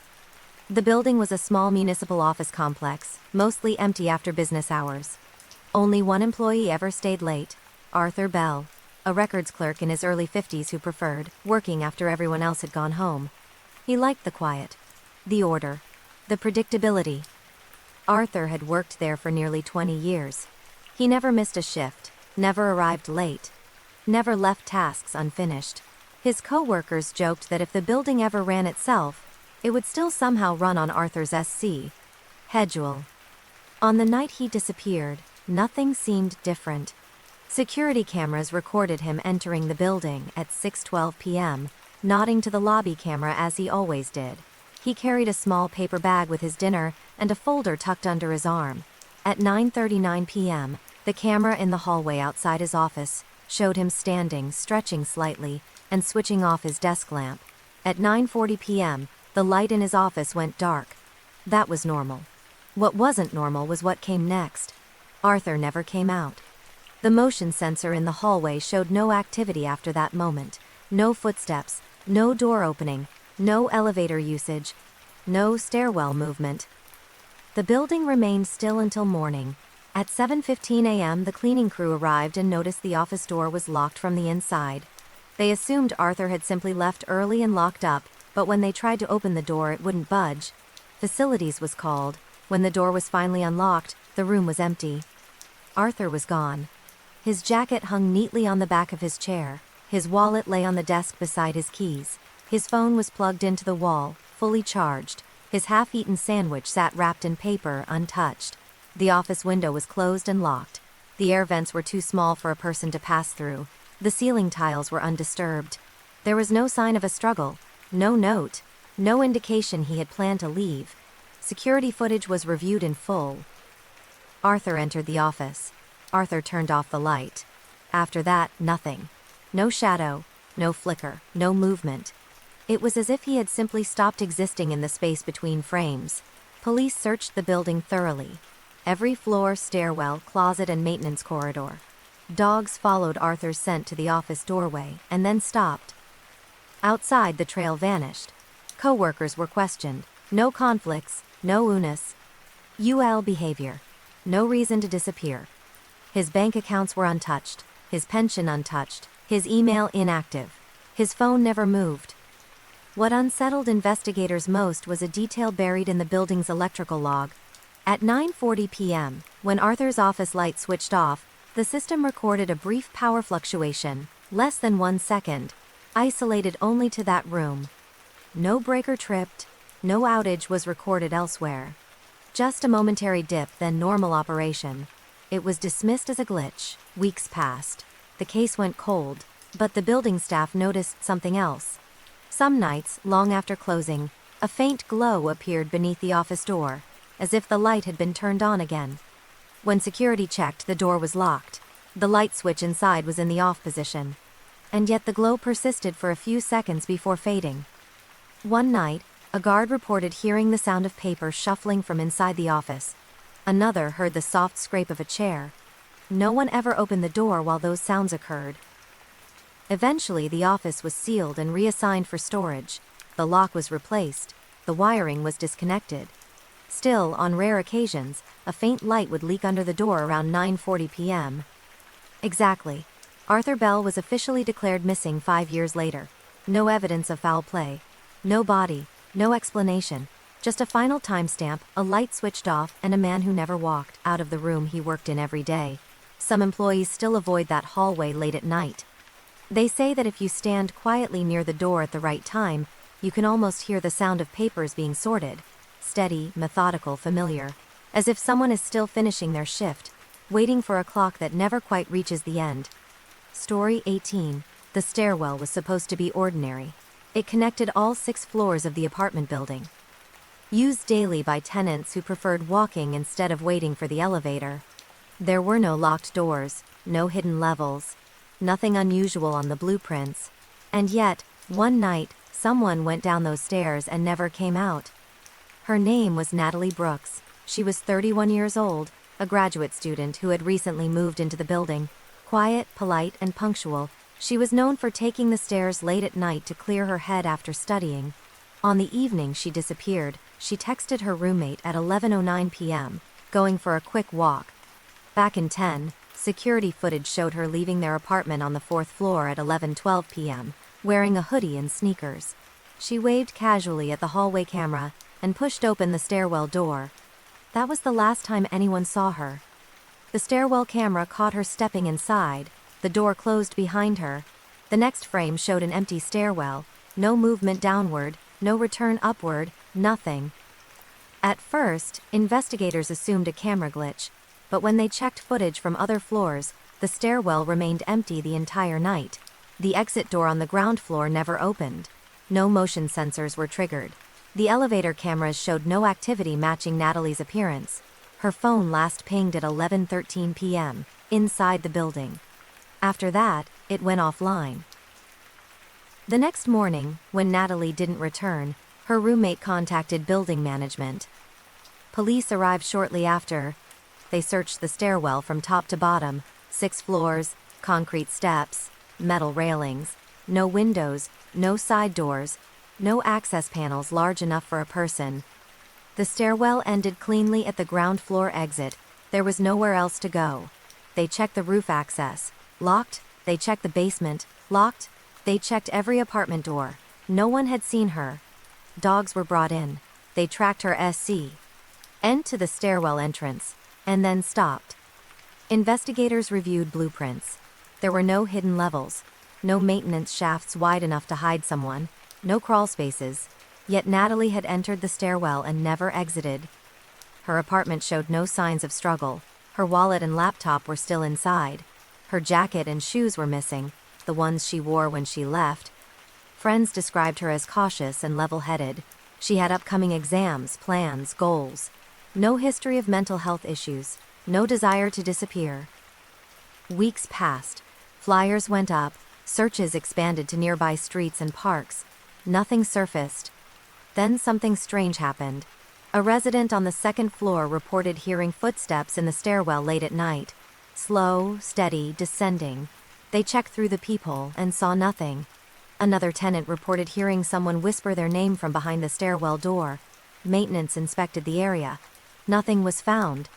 Security footage began showing brief anomalies, moments where the stairwell camera flickered, showing shadows where no one stood. Once, at 11:12 p.m., the exact time Natalie had entered weeks earlier, the motion sensor activated, but the camera showed an empty stairwell. The building manager reviewed older footage and noticed something unsettling. Every night since Natalie's disappearance, at exactly 11:12 p.m., the stairwell light flickered once. Just once. Then returned to normal. Eventually, the building replaced the camera system entirely. For a while, nothing happened. Then, 3 months later, a new camera recorded something unusual. At 11:12 p.m., the stairwell door on the fourth floor moved slightly, as if pushed from the inside. It opened less than an inch, then closed. No one was visible. Natalie Brooks was officially declared missing after 2 years. No evidence of foul play. No trace of her Rima. INS. No explanation. The stairwell remains in use, but residents avoid it late at night. Most take the elevator instead. Some say that if you listen closely near the door around 11:12 p.m., you can hear soft footsteps descending. Slow, careful, never reaching the bottom. As if someone is still walking those stairs. Trying to finish a walk that never ended. Story 19. The motel had only 12 rooms, all facing the same narrow parking lot. It sat just off the highway, the kind of place travelers used for one night and rarely remembered. Room 6 was no different, at least, not at first. That was the room Daniel Hargreave booked on a quiet Tuesday evening.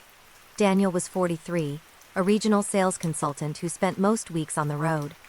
He checked in shortly after 9 p.m., paid in cash, and asked casually what time checkout was. The clerk remembered him because he was polite and unusually soft-spoken. Security footage showed him unlocking room 6 and stepping inside with a small overnight bag. The door closed behind him. That was the last time anyone saw him. At 6:30 the next morning, housekeeping knocked. No answer. They tried again. Still nothing. Assuming the guest had stepped out early, they moved on. By noon, the manager grew concerned. Daniel's car was still parked outside. Checkout time had passed. Calls to the room phone went unanswered. The manager unlocked the door. The room was empty. The bed was neatly made. The bathroom was clean. Towels were folded. The television was off. Daniel's bag was gone, but his wallet sat on the nightstand next to his keys. His phone lay face down beside the lamp. There were no signs of a struggle. No broken locks. No forced entry. The door could only be locked from the inside. Police were called. Officers searched the room carefully. Nothing appeared disturbed. The window was closed and latched. The bathroom vent was too small or a person. There was nowhere to hide. Security footage was reviewed immediately. Daniel was seen entering the room at 9:14 p.m. No footage showed him leaving. Not through the door. Not through the hallway. Not through the parking lot. The camera outside room 6 recorded nothing unusual all night. The door never opened again. Police expanded the search. Nearby roads, wooded areas, and abandoned buildings were checked. Nothing turned up. His phone records showed no activity after 9:21 p.m. His bank accounts were untouched. His employer confirmed he had upcoming meetings and no reason to disappear. Then something strange happened. At 2:02 a.m., motel staff received a call at the front desk. The caller ID displayed, room 6. The clerk answered. There was no voice. Only a faint, hollow sound, like air moving through a narrow space. After about 15 seconds, the line went dead. Assuming it was a malfunction, the clerk ignored it. But the call came again at 3:02 a.m., and again at 4:02 a.m. Each time, silence. Each time, exactly 1 minute long. When police reviewed phone logs, they confirmed the calls originated from inside room 6. yet the phone in the room was still on the nightstand, untouched. Technicians checked the wiring. No faults, no crossed lines, no explanation. Later that afternoon, while officers were still on site, the front desk phone rang again. Caller ID, room 6. An officer answered. This time there was a sound, not a voice, but a faint knocking, slow, hollow, as if coming from inside a wall. 3 soft taps. Then silence. The call disconnected. The officer later stated he felt certain the sound wasn't coming from the phone speaker, but from somewhere deeper, almost behind it. Room 6 was searched again. Walls were tapped, vents inspected, the floor was checked for hollow spaces. Nothing. Still, the calls continued, once every hour, for the rest of day. By the following morning they stopped. Daniel Hargreave was never found. His disappearance was ruled unexplained. No suspects. No evidence of a crime. The motel refunded his stay and quietly removed room 6 from its booking system. Over time, staff began avoiding that side of the building. Some claimed the phone at the front desk would ring late at night, displaying room 6, even though the line had been disconnected. Others said they heard knocking sounds echo faintly through the hallway, always in sets of 3. Eventually, the motel closed for renovations. Room 6 was sealed off entirely. To this day, former employees say that if you stand near where the room once was, you can sometimes hear a muted ringing sound, soft, distant, and patient, as if someone is still trying to call out, still waiting for someone to answer. Story 20. The night bus on Route 47 ran only once after midnight. It was meant for factory workers, late travelers, and people with nowhere else to be. The route cut through quiet industrial roads, dim neighborhoods, and long stretches without streetlights. Most drivers hated that shift. Marcus Hale didn't. He had been driving the route for 12 years and knew every stop by memory. He liked the silence, the predictability, the way the city felt half asleep. On the night of October 14th, his bus left the terminal at 12:05 a.m., with 8 passengers on board. The onboard camera recorded them clearly. A woman in a gray coat sat near the front. 2 college students shared earbuds in the middle. A man in a hoodie sat alone near the back. 3 others sat scattered in silence. Everything looked normal. At 12:22 a.m., the bus reached stop 14, a poorly lit corner beside an abandoned warehouse. No one was scheduled to board there, but Marcus slowed anyway, as required. The doors opened. No one got on. No one got off. The doors closed. The bus led away. At 12:24 a.m., Marcus glanced in the mirror. The bus was empty. All 8 passengers were gone, every seat vacant, no movement, no sound. Marcus slammed the brakes and pulled over, heart pounding. He stood up, walked down the aisle, checked every row. Nothing. No bags, no jackets, no phones. The bus was spotless. Shaking, he radioed dispatch. His voice cracked as he tried to explain what had happened. Dispatch assumed he was joking, until they checked the live camera feed. The footage showed the passengers boarding, sitting, remaining in their seats. Then, between 2 frames, they were simply gone. There was no footage of anyone standing up, no doors opening, no emergency exit usage, nothing. Police were called immediately. The bus was taken out of service and searched thoroughly. Floors, ceiling panels, storage compartments, nothing. Marcus was interviewed for hours. He passed every test. No substances, no medical issues, no prior incidents. The GPS data showed the bus never stopped between stop 13 and stop 15. And yet, 8 people had vanished. Authorities reviewed ticket records. All 8 passengers had paid with transit cards registered to real people. That made the case worse. Because when police contacted the cardholders, 4 of them were already listed as missing. Some for months. 2 were deceased, and 2 had never existed at all. Fake identities. No records, no addresses. The woman in the gray coat? Her card belonged to a woman who died 3 years earlier. The man in the hoodie? His name matched a missing person report from another city, dated 5 years back. The footage showed them clearly boarding the bus that night. Looking solid. Real. Alive. The investigation expanded quickly but went nowhere. No missing persons were reported that matched the time or place. No bodies were found. No witnesses came forward. Marcus never drove again. He resigned within a week, unable to sleep without seeing empty seats in his mind. Before leaving, he told investigators one final detail he hadn't mentioned at first. Just before stop 14, he had heard something strange, a soft sound, like many voices whispering at once, not loud enough to understand, just a low, overlapping murmur. He assumed it was the engine or road noise, but now he wasn't sure. Months later, the Transit Authority quietly removed Route 47 from the schedule. The stop near the warehouse was sealed off. Still, maintenance workers sometimes report something odd. Late at night, when the depot is quiet, one of the parked buses will occasionally power on by itself.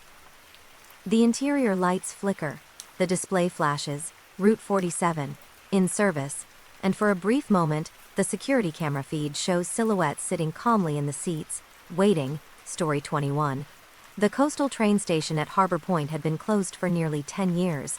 Storm damage, low traffic, and budget cuts had slowly turned it into a forgotten place. The tracks still ran through it, but trains no longer stopped. The building sat dark behind locked gates, its clocks frozen at 2:17, its ticket booth dusty and silent. Everyone in town knew not to go near it at night.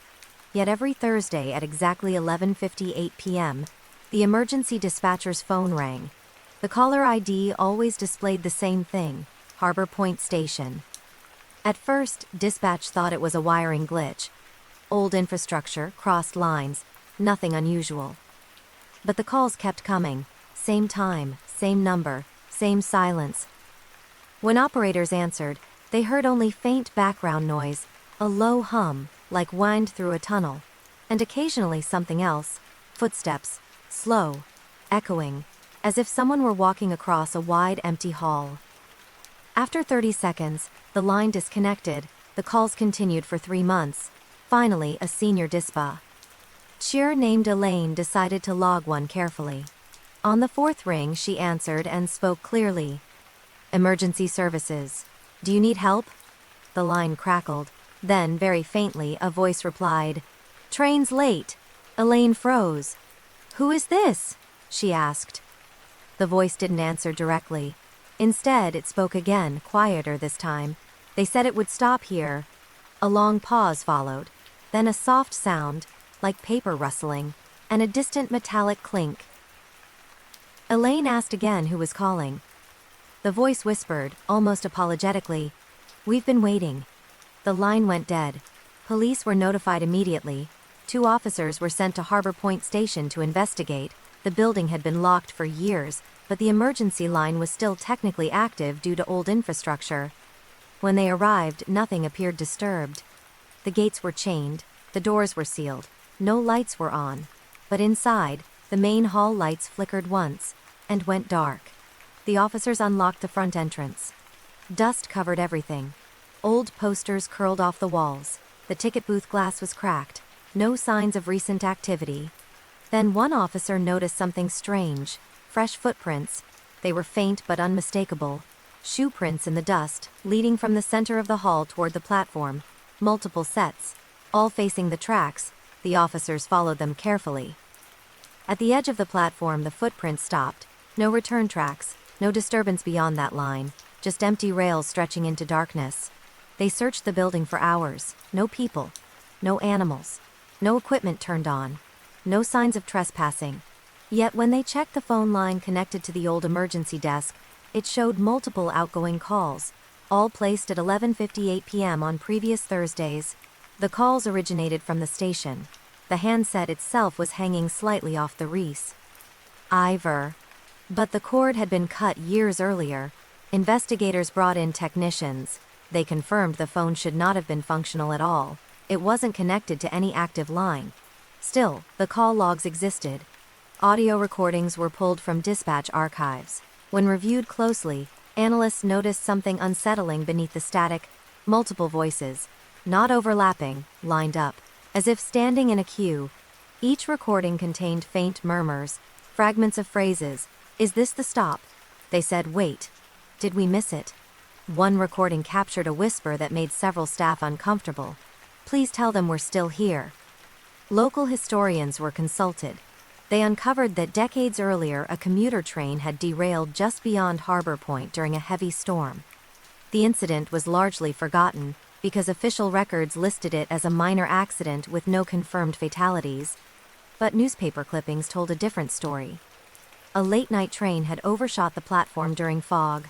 Several passengers were injured, some were never officially accounted for, records were inconsistent, names missing, reports altered. The station had been quietly shut down within a year. After this discovery, police tried to trace the emergency line again. That night, at 11:58 p.m., it rang. Elaine answered. This time, the voice was clearer. "We're still waiting," it said. "Can you tell them the train didn't come?" Elaine's hands shook as she replied. "Who are you waiting for?" There was a pause. Then multiple voices spoke at once, layered and soft. The next one. The call ended. The station was sealed permanently the following week. The emergency line was disconnected entirely, but dispatchers say something strange still happens. On Thursday nights around 11:58, their systems briefly flicker. And for just a second, less than a heartbeat, a call attempt AP. Pairs on the screen. No number, no location, just one word, waiting. Story 22. The apartment tower on Linden Avenue was 20 stories tall, but like many older buildings, it officially skipped the number 13. After floor 12, the panel jumped straight to 14. Residents joked about it.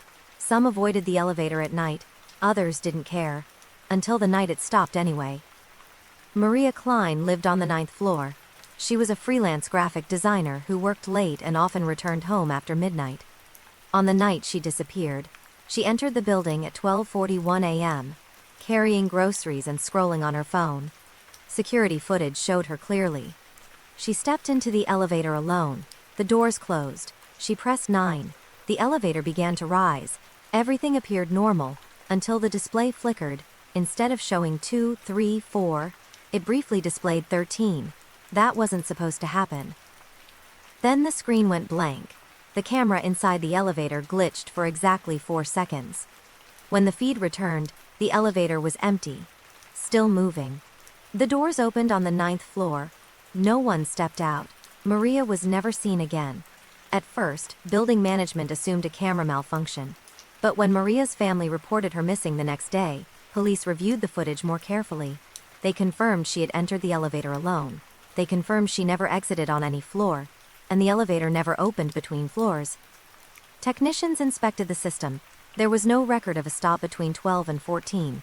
No error log, no mechanical fault. Yet one anomaly appeared in the internal diagnostics. At 12:42 a.m., the elevator briefly registered a stop at a non-existent level. Labeled simply as 13, the doors did not open according to the system. But power consumption data showed a momentary spike, consistent with doors unlocking. Investigators searched the elevat, or shaft, from top to bottom. No debris, no damage, no signs of forced entry, no trace of a person. Search dogs were brought in. They picked up Maria's scent inside the elevator, and then froze near the control panel. They refused to move closer. Residents began reporting strange things shortly after. Late at night, some claimed the elevator would stop between floors and remain still for several seconds before continuing. Others said the display would flicker and briefly show 13 before correcting itself. One resident swore they heard muffled knocking while riding alone. Another claimed a soft voice whispered "wrong floor" just before the doors opened. Maintenance crews reset the system repeatedly. The problem always returned. Months later, a technician named Aaron was sent to replace the control panel entirely. While running diagnostics at 1 a.m., he noticed a hidden menu option buried deep in the software. It was labeled Service Level 13, Restricted. When he tried to open it, the screen froze. Then the elevator began moving on its own. The doors closed. The display flickered. 13 appeared. Aaron panicked and hit the emergency stop. The elevator jolted and froze between floors. Through the speakers, a faint sound emerged, not mechanical but human. A woman's voice, soft, confused. "Hello? Is someone there?" Aaron shouted back, demanding to know who she was. There was a pause. Then the voice said quietly, I pressed 9. His blood ran cold. The elevator suddenly lurched, lights flickering wildly. The emergency brake released, and the car dropped a few inches before stopping hard. When power stabilized, the display returned to normal. No 13, no voice. Maintenance logs showed no errors. The company sealed the service menu permanently and replaced the entire elevator system months later. Still, stories persist. Tenants claim that very late at night, the elevator sometimes hesitates between floors, that the air grows colder, that the panel briefly flashes a number that shouldn't exist, and that if you listen closely, especially around 12:42 a.m., you might hear soft knocking from inside the walls. A woman asking very calmly to be let out. Maria Klein was declared legally dead 5 years later. No body was found, no evidence of a crime was ever discovered, just a missing woman, and a floor that officially does not exist. Story 23. The house at 417 Willow Lane had been empty for years. Paint peeled from its siding, weeds crawled up the porch steps, and the windows were permanently dark. Everyone in town knew its history, though no one liked to talk about it for long. It had once belonged to the Carter family. In 2008, the entire family vanished without warning. A father, a mother, and their teenage son. Their car was still in the driveway. Their wallets and phones were inside. Dinner had been left half-cooked on the stove. After the investigation stalled, the house was locked and eventually abandoned.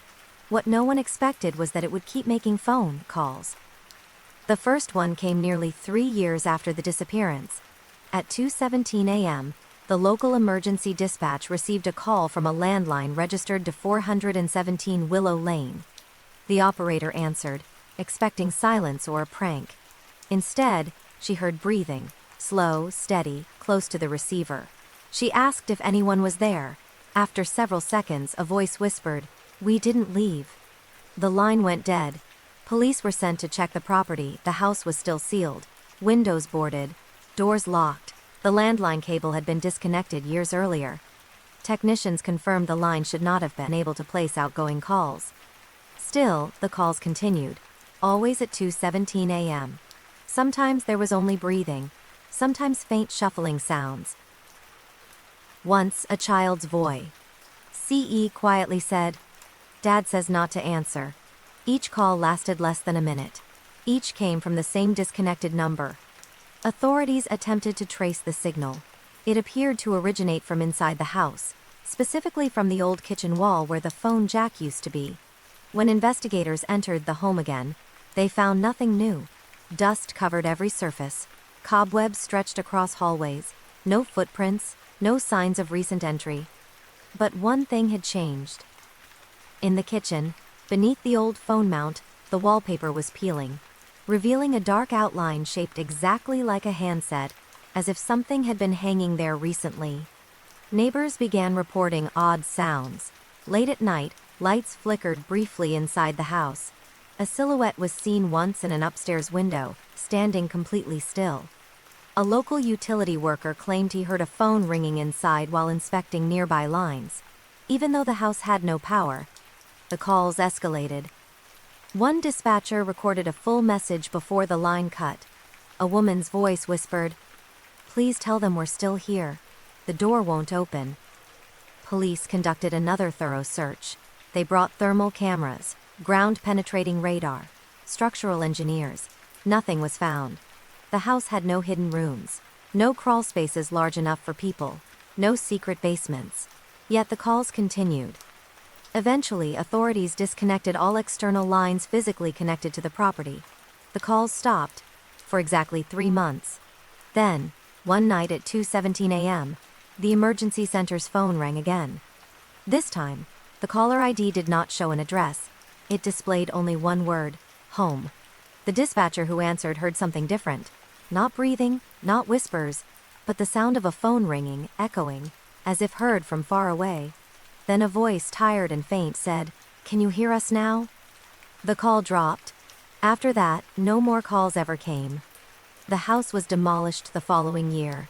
The lot sits empty today, overgrown with grass, but residents nearby still report odd things. Their phones sometimes ring once at exactly 2:17 a.m. When answered, there's only silence and a faint clicking sound. like a receiver being gently placed back on its hook. Story 24.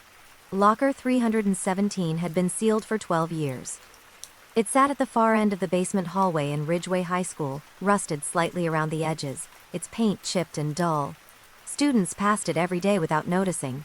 Teachers barely remembered it existed. But once, it had belonged to a boy named Evan Morales. Evan was 16 when he disappeared. He was quiet, polite, and rarely drew attention to himself. He played no sports, caused no trouble, and kept mostly to a small group of friends. On the morning he vanished, he attended all his classes as usual. Teachers marked him present. His friends saw him at lunch. He even joked about an upcoming math test. After sixth period, Evan was seen walking toward the lockers. That was the last confirmed sighting. He never went home. When his parents reported him missing later that evening, police began searching immediately. His phone last pinged near the school. His backpack was never recovered. No witnesses saw him leave campus. Security cameras showed Evan walking into the basement hallway at 3:18 p.m. The camera angle cut off just before locker 317. No footage showed him leaving. At first, investigators assumed the footage was incomplete, but every other camera showed normal activity. Students exited the building, teachers locked their rooms, custodians cleaned. No sign of Evan. When police attempted to open locker 317, they found it was jammed. The lock wouldn't turn. Maintenance tried tools. The metal wouldn't budge. Eventually they cut it open. The locker was empty. No books, no jacket, no bag. Just cold metal and dust. No false panel. No crawl space. No sign anyone had been inside recently. The case went cold within months, but strange things began happening. Late at night, security guards reported faint tapping sounds in the basement hallway. Slow, rhythmic, always near locker 317. One guard claimed he heard whispering. Another said the locker door felt warm to the touch during his rounds. The school installed new cameras. At exactly 3:18 a.m., the same minute Evan was last seen, the camera facing locker 317 would glitch every night. The footage would distort for 3 seconds, then return to normal. During those seconds, a faint shape appeared on the screen, tall, still, standing where the locker was. No facial details, just a darker outline against the wall. One night, a janitor stayed late to clean the basement. Around 3 a.m., he heard a soft knocking, 3 slow taps. He followed the sound to locker 317. The tapping stopped. He leaned closer and heard a whisper, barely audible. "Can you open it?" The janitor quit the next day. The school tried sealing the locker permanently. Welding crews sealed the seams. They painted over it. They placed a storage cabinet in front of it. Still, the tapping continued. Sometimes students claimed their phones vibrated near that spot. Others said they heard a voice calling their name. One student reported a dream, where a boy stood inside a locker, knocking gently from the inside asking for help. Police reopened the case years later after a former student came forward claiming she remembered something strange. She said she once saw Evan standing in the basement long after school ended, staring at his locker. When she asked if he was okay, he looked confused and said, "I think it closed wrong." She thought it was a joke. Investigators rechecked the original locker mechanism and found something unusual. The internal latch was damaged in a way that suggested pressure from the inside, as if someone had tried to force it open after it was closed. But there was no sign of impact or struggle. No scratches, no blood, just bent metal that shouldn't have bent that way. Evan Morales was officially declared missing after 7 years. The school was renovated later, and the basement was remodeled. Locker 317 was removed entirely, yet teachers still report strange things. Sometimes during quiet afternoons, a soft knocking echoes from inside the walls. 3 slow taps. And sometimes, just before the final bell rings, someone swears they hear a boy's voice whisper softly, "I'm still here." Story 25. At exactly 3:33 a.m., Maya Chen's phone sent one final message. It wasn't addressed to anyone. It wasn't saved in drafts. It simply appeared in her messaging history as sent, with no recipient listed. The message contained only 3 words, "I see you." Maya was a 26-year-old graduate student living alone in a small studio apartment near the university. She was quiet, organized, and known for being cautious. Friends described her as someone who triple-checked locks and avoided unnecessary risks. That night, she had been studying late. Her laptop activity showed she was working on a paper until 2:58 a.m. At 3:01 a.m., she searched for strange noises apartment ceiling. At 3:07 a.m., she searched, "Why does my phone send messages by itself?" Then nothing. At 9:40 a.m., when she failed to show up for class or answer messages, her roommate from a previous year contacted the building manager. Police were called for a welfare check. Maya's apartment door was locked from the inside. The chain was still latched. Officers had to force entry. Inside, everything looked normal. Her laptop was open on the desk. A half-empty mug sat beside it. Her bed was untook. Head. Her shoes were by the door. Her phone lay face down on the kitchen counter. But Maya was gone. There were no signs of struggle, no blood, no damage, no indication of forced entry. Her windows were closed and locked. The bathroom vent was too small for a person. Investigators reviewed her phone. The final outgoing message, "I see you," had no recipient. It wasn't sent through any messaging app. It appeared in the system log as an outgoing transmission, with no destination. Telecom analysts couldn't explain it. More disturbing was the timestamp, 3:33 a.m.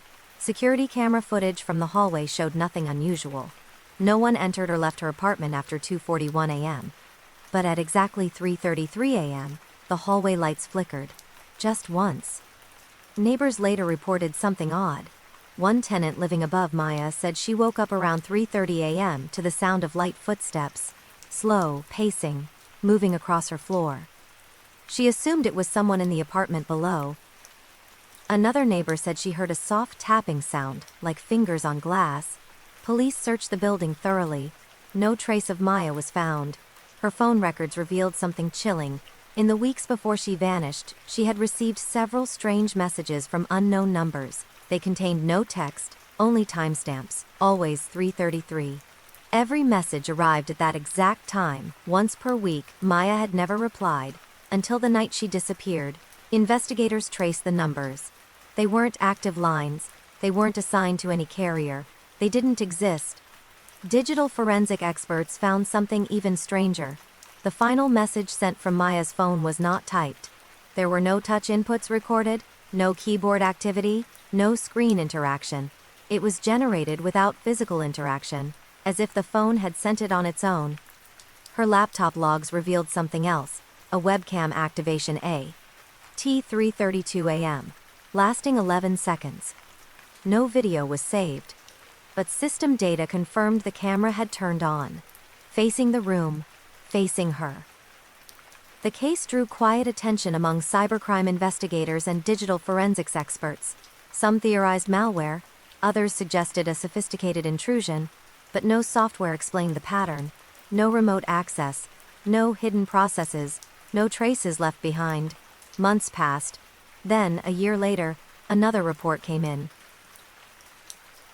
A student in the same building claimed her phone vibrated at 3:33 a.m. with a message from an unknown sender. 3 words, "I see you." She checked her call log. The message had been sent from a number that didn't exist. Police compared metadata. It matched the same unidentified digital signature from Maya's phone. Shortly afterward, the student moved out.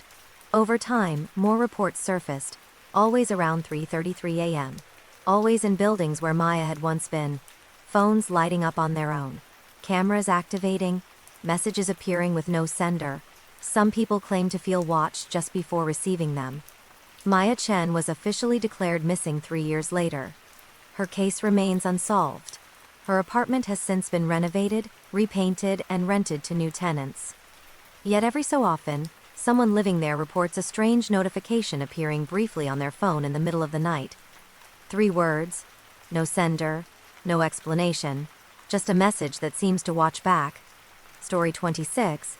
Apartment 5B was supposed to stay empty. After what happened there, the building owner sealed it off and removed it from the rental list. The door was locked, the utilities disconnected, and the number was quietly skipped in the directory. but the phone inside apartment 5 Billions never stopped ringing. The apartment had once belonged to a man named Oliver Grant, a 34-year-old sound technician who lived alone and worked freelance editing audio from home. He was known for being quiet, polite, and extremely routine-oriented. Every morning at 8 a.m. he called his sister. Every night at 11:30 p.m., he shut down his computer and went to bed. The last time anyone heard from Oliver was during one of those calls.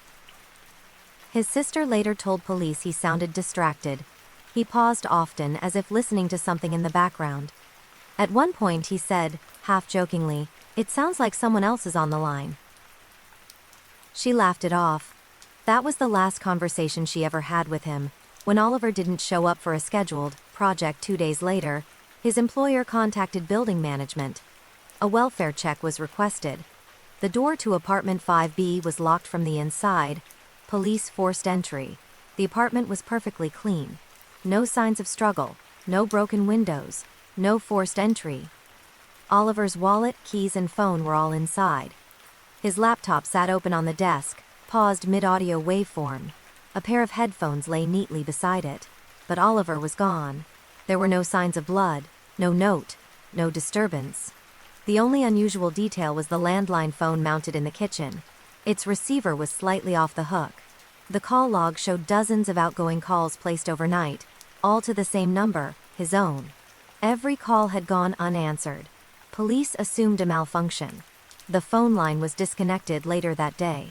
The case went cold within weeks. But then the calls started again. This time, they weren't coming from apartment 5B. They were coming to it. The building manager received a call at the front desk late one night. Caller ID displayed, apt 5 Billions. The manager answered, expecting silence. Instead, he heard faint static, then breathing, slow, measured, too close to the receiver. "Hello?" the manager said. A voice responded. Quiet, distorted, but unmistakably human. "Can you hear me now?" The line went dead. Police were called again. They confirmed the apartment's phone line was still disconnected. There was no dial tone, no power, no explanation. Over the next few weeks, similar calls were reported by the night security desk, nearby residents, and even the phone company's automated system. Always from apartment 5B. Always late at night. Sometimes the caller said nothing. Other times, a voice whispered fragmented phrases. "I'm still here. It keeps ringing. Why won't it stop?" Audio specialists analyzed recordings of the calls. The voice pattern partially matched Oliver Grant's, but distorted, stretched, and layered, as if recorded through old equipment and replayed repeatedly. What disturbed analysts most was the background sound. Beneath the voice was a low, rhythmic clicking, a waveform pattern identical to the sound of an audio timeline scrubbing back and forth, as if someone were trapped inside a recording. Police reopened the apartment and searched again. Nothing had changed, except the phone. Though unplugged, it rang while officers stood in the kitchen. They watched it vibrate. Ring, stop, ring again. One officer picked it up. A whisper came through. "Don't hang up." The line went dead. The building owner ordered the apartment sealed completely. The phone was removed. The wiring was cut from the wall. The unit was locked and boarded. For several months, the calls stopped. Then residents began receiving strange calls on their personal phones. No number, no voicemail, just silence. Followed by a faint clicking sound. Some reported hearing a voice trying to speak through the static as if struggling to come through. Others said they heard their own name whispered. The calls always lasted exactly 17 seconds. Eventually, telecom technicians traced the signal. It wasn't coming from any network. It wasn't coming from the building. It was looping internally, originating from an unassigned internal endpoint that didn't exist in any database. The identifier attached to it was simple: 5 Billions. Apartment 5B was permanently sealed after that. The door remains locked to this day, but late at night, residents claim they sometimes hear a phone ringing softly behind the walls. And if you listen closely enough, beneath the ringing, you can hear someone whispering, not asking for help, not screaming, just repeating the same quiet question over and over. Can you hear me now? Story 27. The maintenance log said the door opened at 12:07 a.m. That wasn't unusual on its own. The building had dozens of tenants coming and going at odd hours. What made it strange was that no one lived behind that door. Unit 3C had been empty for almost a year. The previous tenant, a man named Aaron Pike, vanished without explanation. His furniture was left behind, his clothes were still in the closet, his keys were found on the kitchen counter. After several months and no answers, the landlord sealed the apartment and marked it unavailable. No one was supposed to enter. But the electronic access system recorded activity anyway. At exactly 12:07 a.m., the lock disengaged. Cheech. 30 seconds later, it locked again. No badge was registered, no override code used, just open, close. The building manager assumed it was a glitch, until it happened again, and again, every night, always at 12:07 a.m. The door opened, then closed, no one ever exited, no one ever entered. Security footage showed the hallway empty when it happened. The camera captured the door handle turning slowly by itself, followed by the soft click of the lock. After a week, residents started noticing strange things. A woman in 3B reported hearing footsteps outside her door shortly after midnight. Another tenant said the hallway lights flickered briefly at the same time every night. Someone else claimed they heard quiet breathing through their door peephole. The building manager reviewed older records and found something unsettling. Aaron Pike had made multiple maintenance complaints in the months before his disappearance. Each one mentioned the same thing. The door keeps opening. I hear it at night. I lock it, but it unlocks itself. In one message he wrote, "It opens like someone's being let in." Maintenance had inspected the lock back then and found nothing wrong. When police reopened the case, they searched Unit 3C again. Everything looked untouched. Dust lay evenly on surfaces. The bed was neatly made, but something had changed. The bathroom mirror now had faint writing on it, visible only when fogged. When investigators ran hot water, words slowly appeared. "IT opens for me." The message vanished as the mirror cooled. Officers checked for chemicals, residue, or trick coatings. Nothing was found. That night, 2 officers stayed in the hallway to observe. At 12:07 a.m., the air grew noticeably colder. The hallway lights dimmed, then the door handle to 3 degrees Celsius turned slowly downward. The door opened about 3 inches. No one stood behind it. One officer stepped close. Calling out. The air inside the apartment felt heavy, stale, unnaturally still. From deep inside, a sound came. Soft, rhythmic, almost like breathing. The door slammed shut. The lock engaged. The officers backed away. Moments later, the hallway lights returned to normal. The incident was officially recorded as a mechanical malfunction, but the footage was quietly flagged and archived. After that night, the door began opening at other times too, not just 12:07, sometimes 12:06, sometimes 12:08, always around the same minute, as if something inside was trying to get the timing right. Neighbors began reporting dreams. They dreamed of standing in a hallway, watching a door open slowly. They dreamed of someone standing just inside, unable to step out. They dreamed of hearing their own name whispered softly from behind the door. One tenant moved out after waking up to find her apartment door unlocked, despite having locked it herself. Another claimed her phone recorded a voice message overnight that said only, "almost." After several complaints, the building owner decided to permanently seal Unit 3C.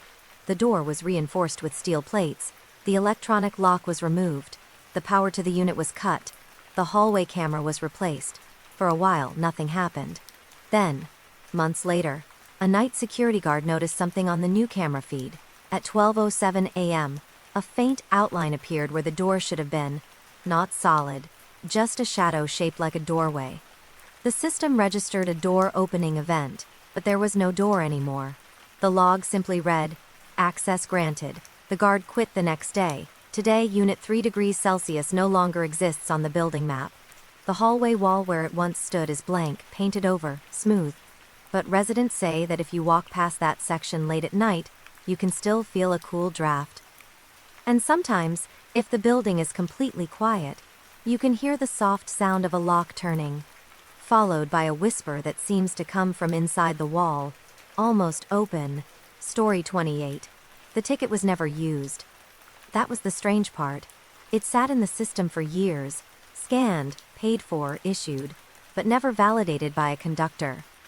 Yet it belonged to a man who was last seen boarding the train. His name was Daniel Rowe. He was 29 years old, worked as a data analyst, and lived alone near the edge of the city. Quiet, punctual, and predictable, Daniel followed routines almost obsessively. Every Friday night, he took the 11:42 p.m. train to visit his sister in the next town. On the night he vanished, nothing seemed different. Security cameras showed him entering the station at 11:36 p.m. He bought his ticket at the kiosk, adjusted his backpack, and walked toward platform 3. He paused briefly, checking his phone, and stepped onto the platform as the train rolled in. The doors opened, passengers exited, Daniel stepped forward. That was the last confirmed image of him.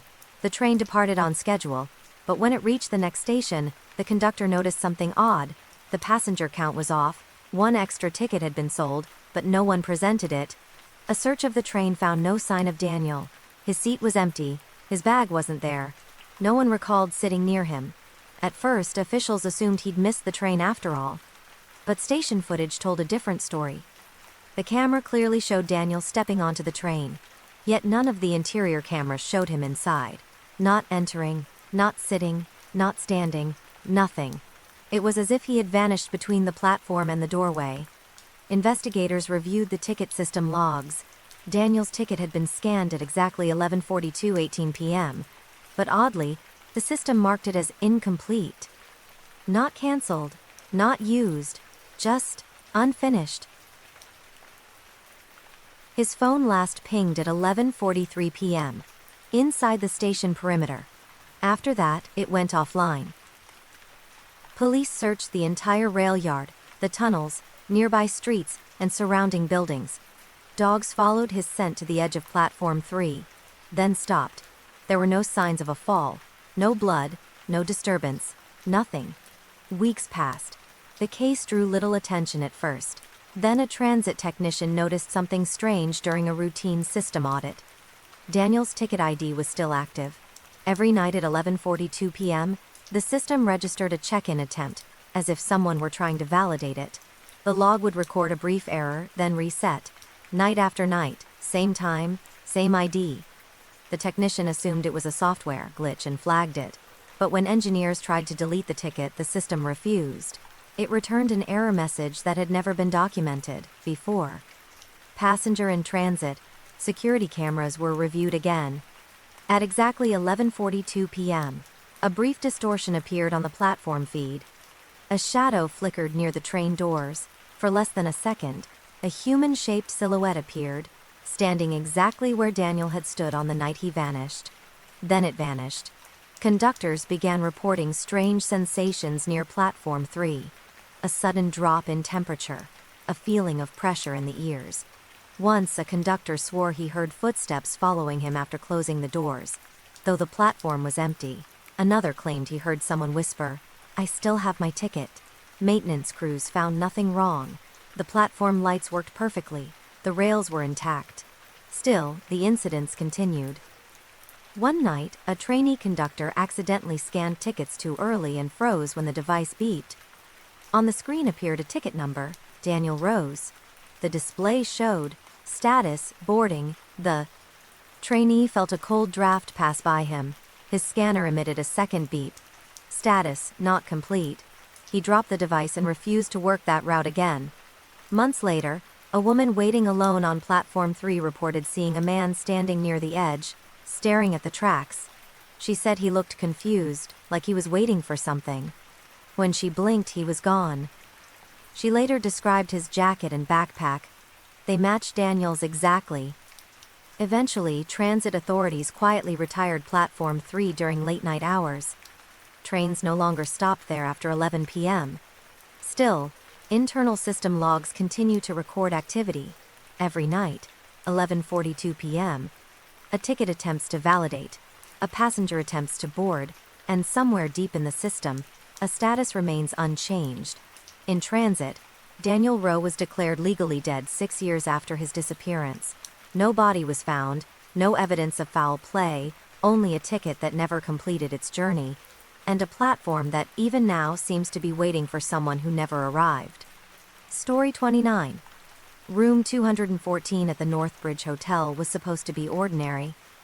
It sat on the second floor, facing the parking lot, with beige walls, outdated furniture, and a single bedside phone that most guests barely used anymore. Nothing about it stood out, until the calls began. The first call came at 2:14 a.m. The front desk phone rang once, sharp and sudden. The night clerk, Jonah, answered half asleep. Front desk. There was silence. Then a faint sound, like breathing through fabric. Jonah asked if someone needed help. No response. The line disconnected. Caller ID read, Room 214. He assumed it was a prank or a guest pressing the wrong button, except room 214 was empty. It had been empty for over a year. The previous occupant, a woman named Claire Holloway, had vanished during a business trip. She checked in, went to her room, and was never seen again. Her suitcase was found neatly packed. Her phone was on the nightstand. Her car still in the lot. After weeks of investigation, the case went cold. The room was closed permanently. Still, the phone rang. The next night, 2:14 a.m., again. Same silence. Same soft breathing. Same caller ID. Jonah logged it this time. Over the following weeks, the calls continued, with perfect consistency. Always at 2:14 a.m., always from room 214, always lasting between 10 and 20 seconds. Management checked the wiring. The phone line to that room had been disconnected. The wall jack was dead. There should have been no signal. Yet the calls kept coming. One night, a different clerk answered. This time there was a voice. Very quiet. Female. I can't get out. The line went dead. Police were contacted again. They searched room 214 thoroughly. Nothing had changed. Dust lay undisturbed. The window was locked. The bathroom showed no signs of use. But when officers tested the phone, it rang. They watched it ring. Unplugged. The handset vibrated softly against the nightstand. When one officer picked it up, the sound on the other end changed. A low hum, then a whisper, "Please don't hang up." The officer froze. The line cut. That night, hotel security footage captured something new. At 2:13 a.m., the hallway camera outside room 214 flickered. For less than a second, a dark shape appeared in front of the door. Tall, unmoving, slightly distorted. At 2:14, the phone rang. At 2:15, the hallway was empty again. Staff began refusing to work night shifts. Guests complained about cold spots near the room. Some reported hearing a phone ringing faintly through the walls. One guest swore she heard knocking followed by a woman whispering, "It's open, isn't it?" Management sealed the room completely. The door was screwed shut. The phone removed. The power cut. For 2 months, nothing happened. Then one night, the front desk phone rang again at 2:14 a.m. Caller ID displayed. 214. The new clerk answered, shaking. A soft voice spoke, clearer than ever before. "I'm still here," the clerk asked who it was. There was a pause. Then the voice said something different this time. "Why did you close it?" The call dropped. Investigators later reviewed old police records and uncovered something previously overlooked. On the night Claire Holloway disappeared, she had called the front desk at 2:14 a.m. The call was logged as dropped. No recording existed. No one had ever followed up. That was the last confirmed action she ever made. Months later, after repeated disturbances, the hotel permanently closed room 214. The door was removed, the wall rebuilt, and the number skipped entirely. But staff say the calls didn't stop, they just changed. Now, once every few weeks, at exactly 2:14 a.m., the front desk phone rings. The caller ID doesn't show a number, just 2 words, "Still here." And when someone answers, they can hear faint breathing. And the soft sound of a phone ringing in the distance, as if echoing from behind a wall that no longer exists. Story 30. The voicemail appeared at 4:02 a.m. No one was supposed to be in the building at that hour. The accounting firm on Graywell Street closed at 6 p.m. sharp, and the alarm system automatically armed itself at 6:15. Motion sensors, badge locks, and cameras covered every hallway. Nothing ever happened there. until the message arrived. It was sent to the general office voicemail inbox, no caller ID, no extension number, just a timestamp and a 47-second recording. When the office manager listened to it the next morning, she thought it was a mistake. At first there was only silence, then a soft, uneven breathing sound. After several seconds, a man's voice spoke quietly. "Hello?" He sounded confused. Tired. Like someone who had just walked. "And up?" The voice continued, hesitant and unsure. "Is anyone there?" I think I stayed too late." The message ended abruptly. At first, staff assumed it was a prank or a misdial. But when they checked the system logs, something didn't make sense. The voicemail had been left from inside the building, specifically from extension 314. That extension hadn't existed for years. It once belonged to a small storage office on the 3rd floor, an office that had been sealed after a renovation. The phone line had been physically removed. The room itself no longer appeared on the updated floor plan. Security footage was reviewed immediately. At 4:02 a.m., the cameras showed an empty building, no motion, no lights, no doors opening. The alarm log showed no breach, yet the voicemail timestamp was real, and the system recorded it as originating internally. The next night, it happened again, 4:02 a.m. Another voicemail. This one longer, the same voice, clearer now. "I think I made a mistake. I can't find the hallway anymore. Everything looks wrong." A faint echo followed, as if the voice were bouncing off bare walls. Then a soft knock. 3 taps. The message ended. Security was called. Officers searched the building from top to bottom. The 3rd floor storage area was checked carefully. Behind a newly painted wall, blueprints revealed something unusual. The renovation had sealed off a small office space, Office 314, by mistake. It had once been part of an older layout and was removed during construction. The wall had been built directly over its doorway. According to records, the room was supposed to be empty, but when workers drilled a small inspection hole, they found something unexpected. The space behind the wall was not empty. It was furnished. A desk, a chair, a filing cabinet, and a phone mounted on the wall. Dust coated everything, but the room looked undisturbed. Frozen in time. There were no windows, no ventilation, no secondary exits.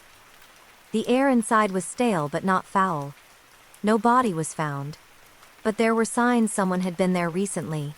A chair slightly pulled back, a notepad on the desk. On the top page, written in shaky handwriting, were the words, "I can't find the door." Authorities searched company records and eventually found the name associated with Office 314. Evan Mercer, an overnight data clerk employed briefly during a restructuring phase nearly 8 years earlier. His employment file ended abruptly. Listed status, no longer active. No termination paperwork, no exit interview, no report of resignation. No missing person report. No explanation. The company had simply stopped listing him. His emergency contact had moved years ago. No one could say what happened to him. That night, a voicemail system received another message. This time, the voice sounded weaker. "Please, if anyone hears this, I think the lights are going out." A faint buzzing followed. Then silence. The company disconnected the internal phone network the next morning. The sealed room was reinforced, the wall rebuilt, the area removed from all future plans. The voicemail stopped. But months later, IT staff reviewing archived backups discovered something chilling. The voicemail system still receives a signal every night at 4:02 a.m. There is no audio anymore. Just a timestamp. And a label auto-generated by the system. Message received. Source: 314. Employees who work late say that sometimes when the building is completely quiet, they hear a faint tapping sound coming from behind the walls. 3 slow taps, a pause, then 3 more, like someone still trying to leave a message, still hoping someone will listen.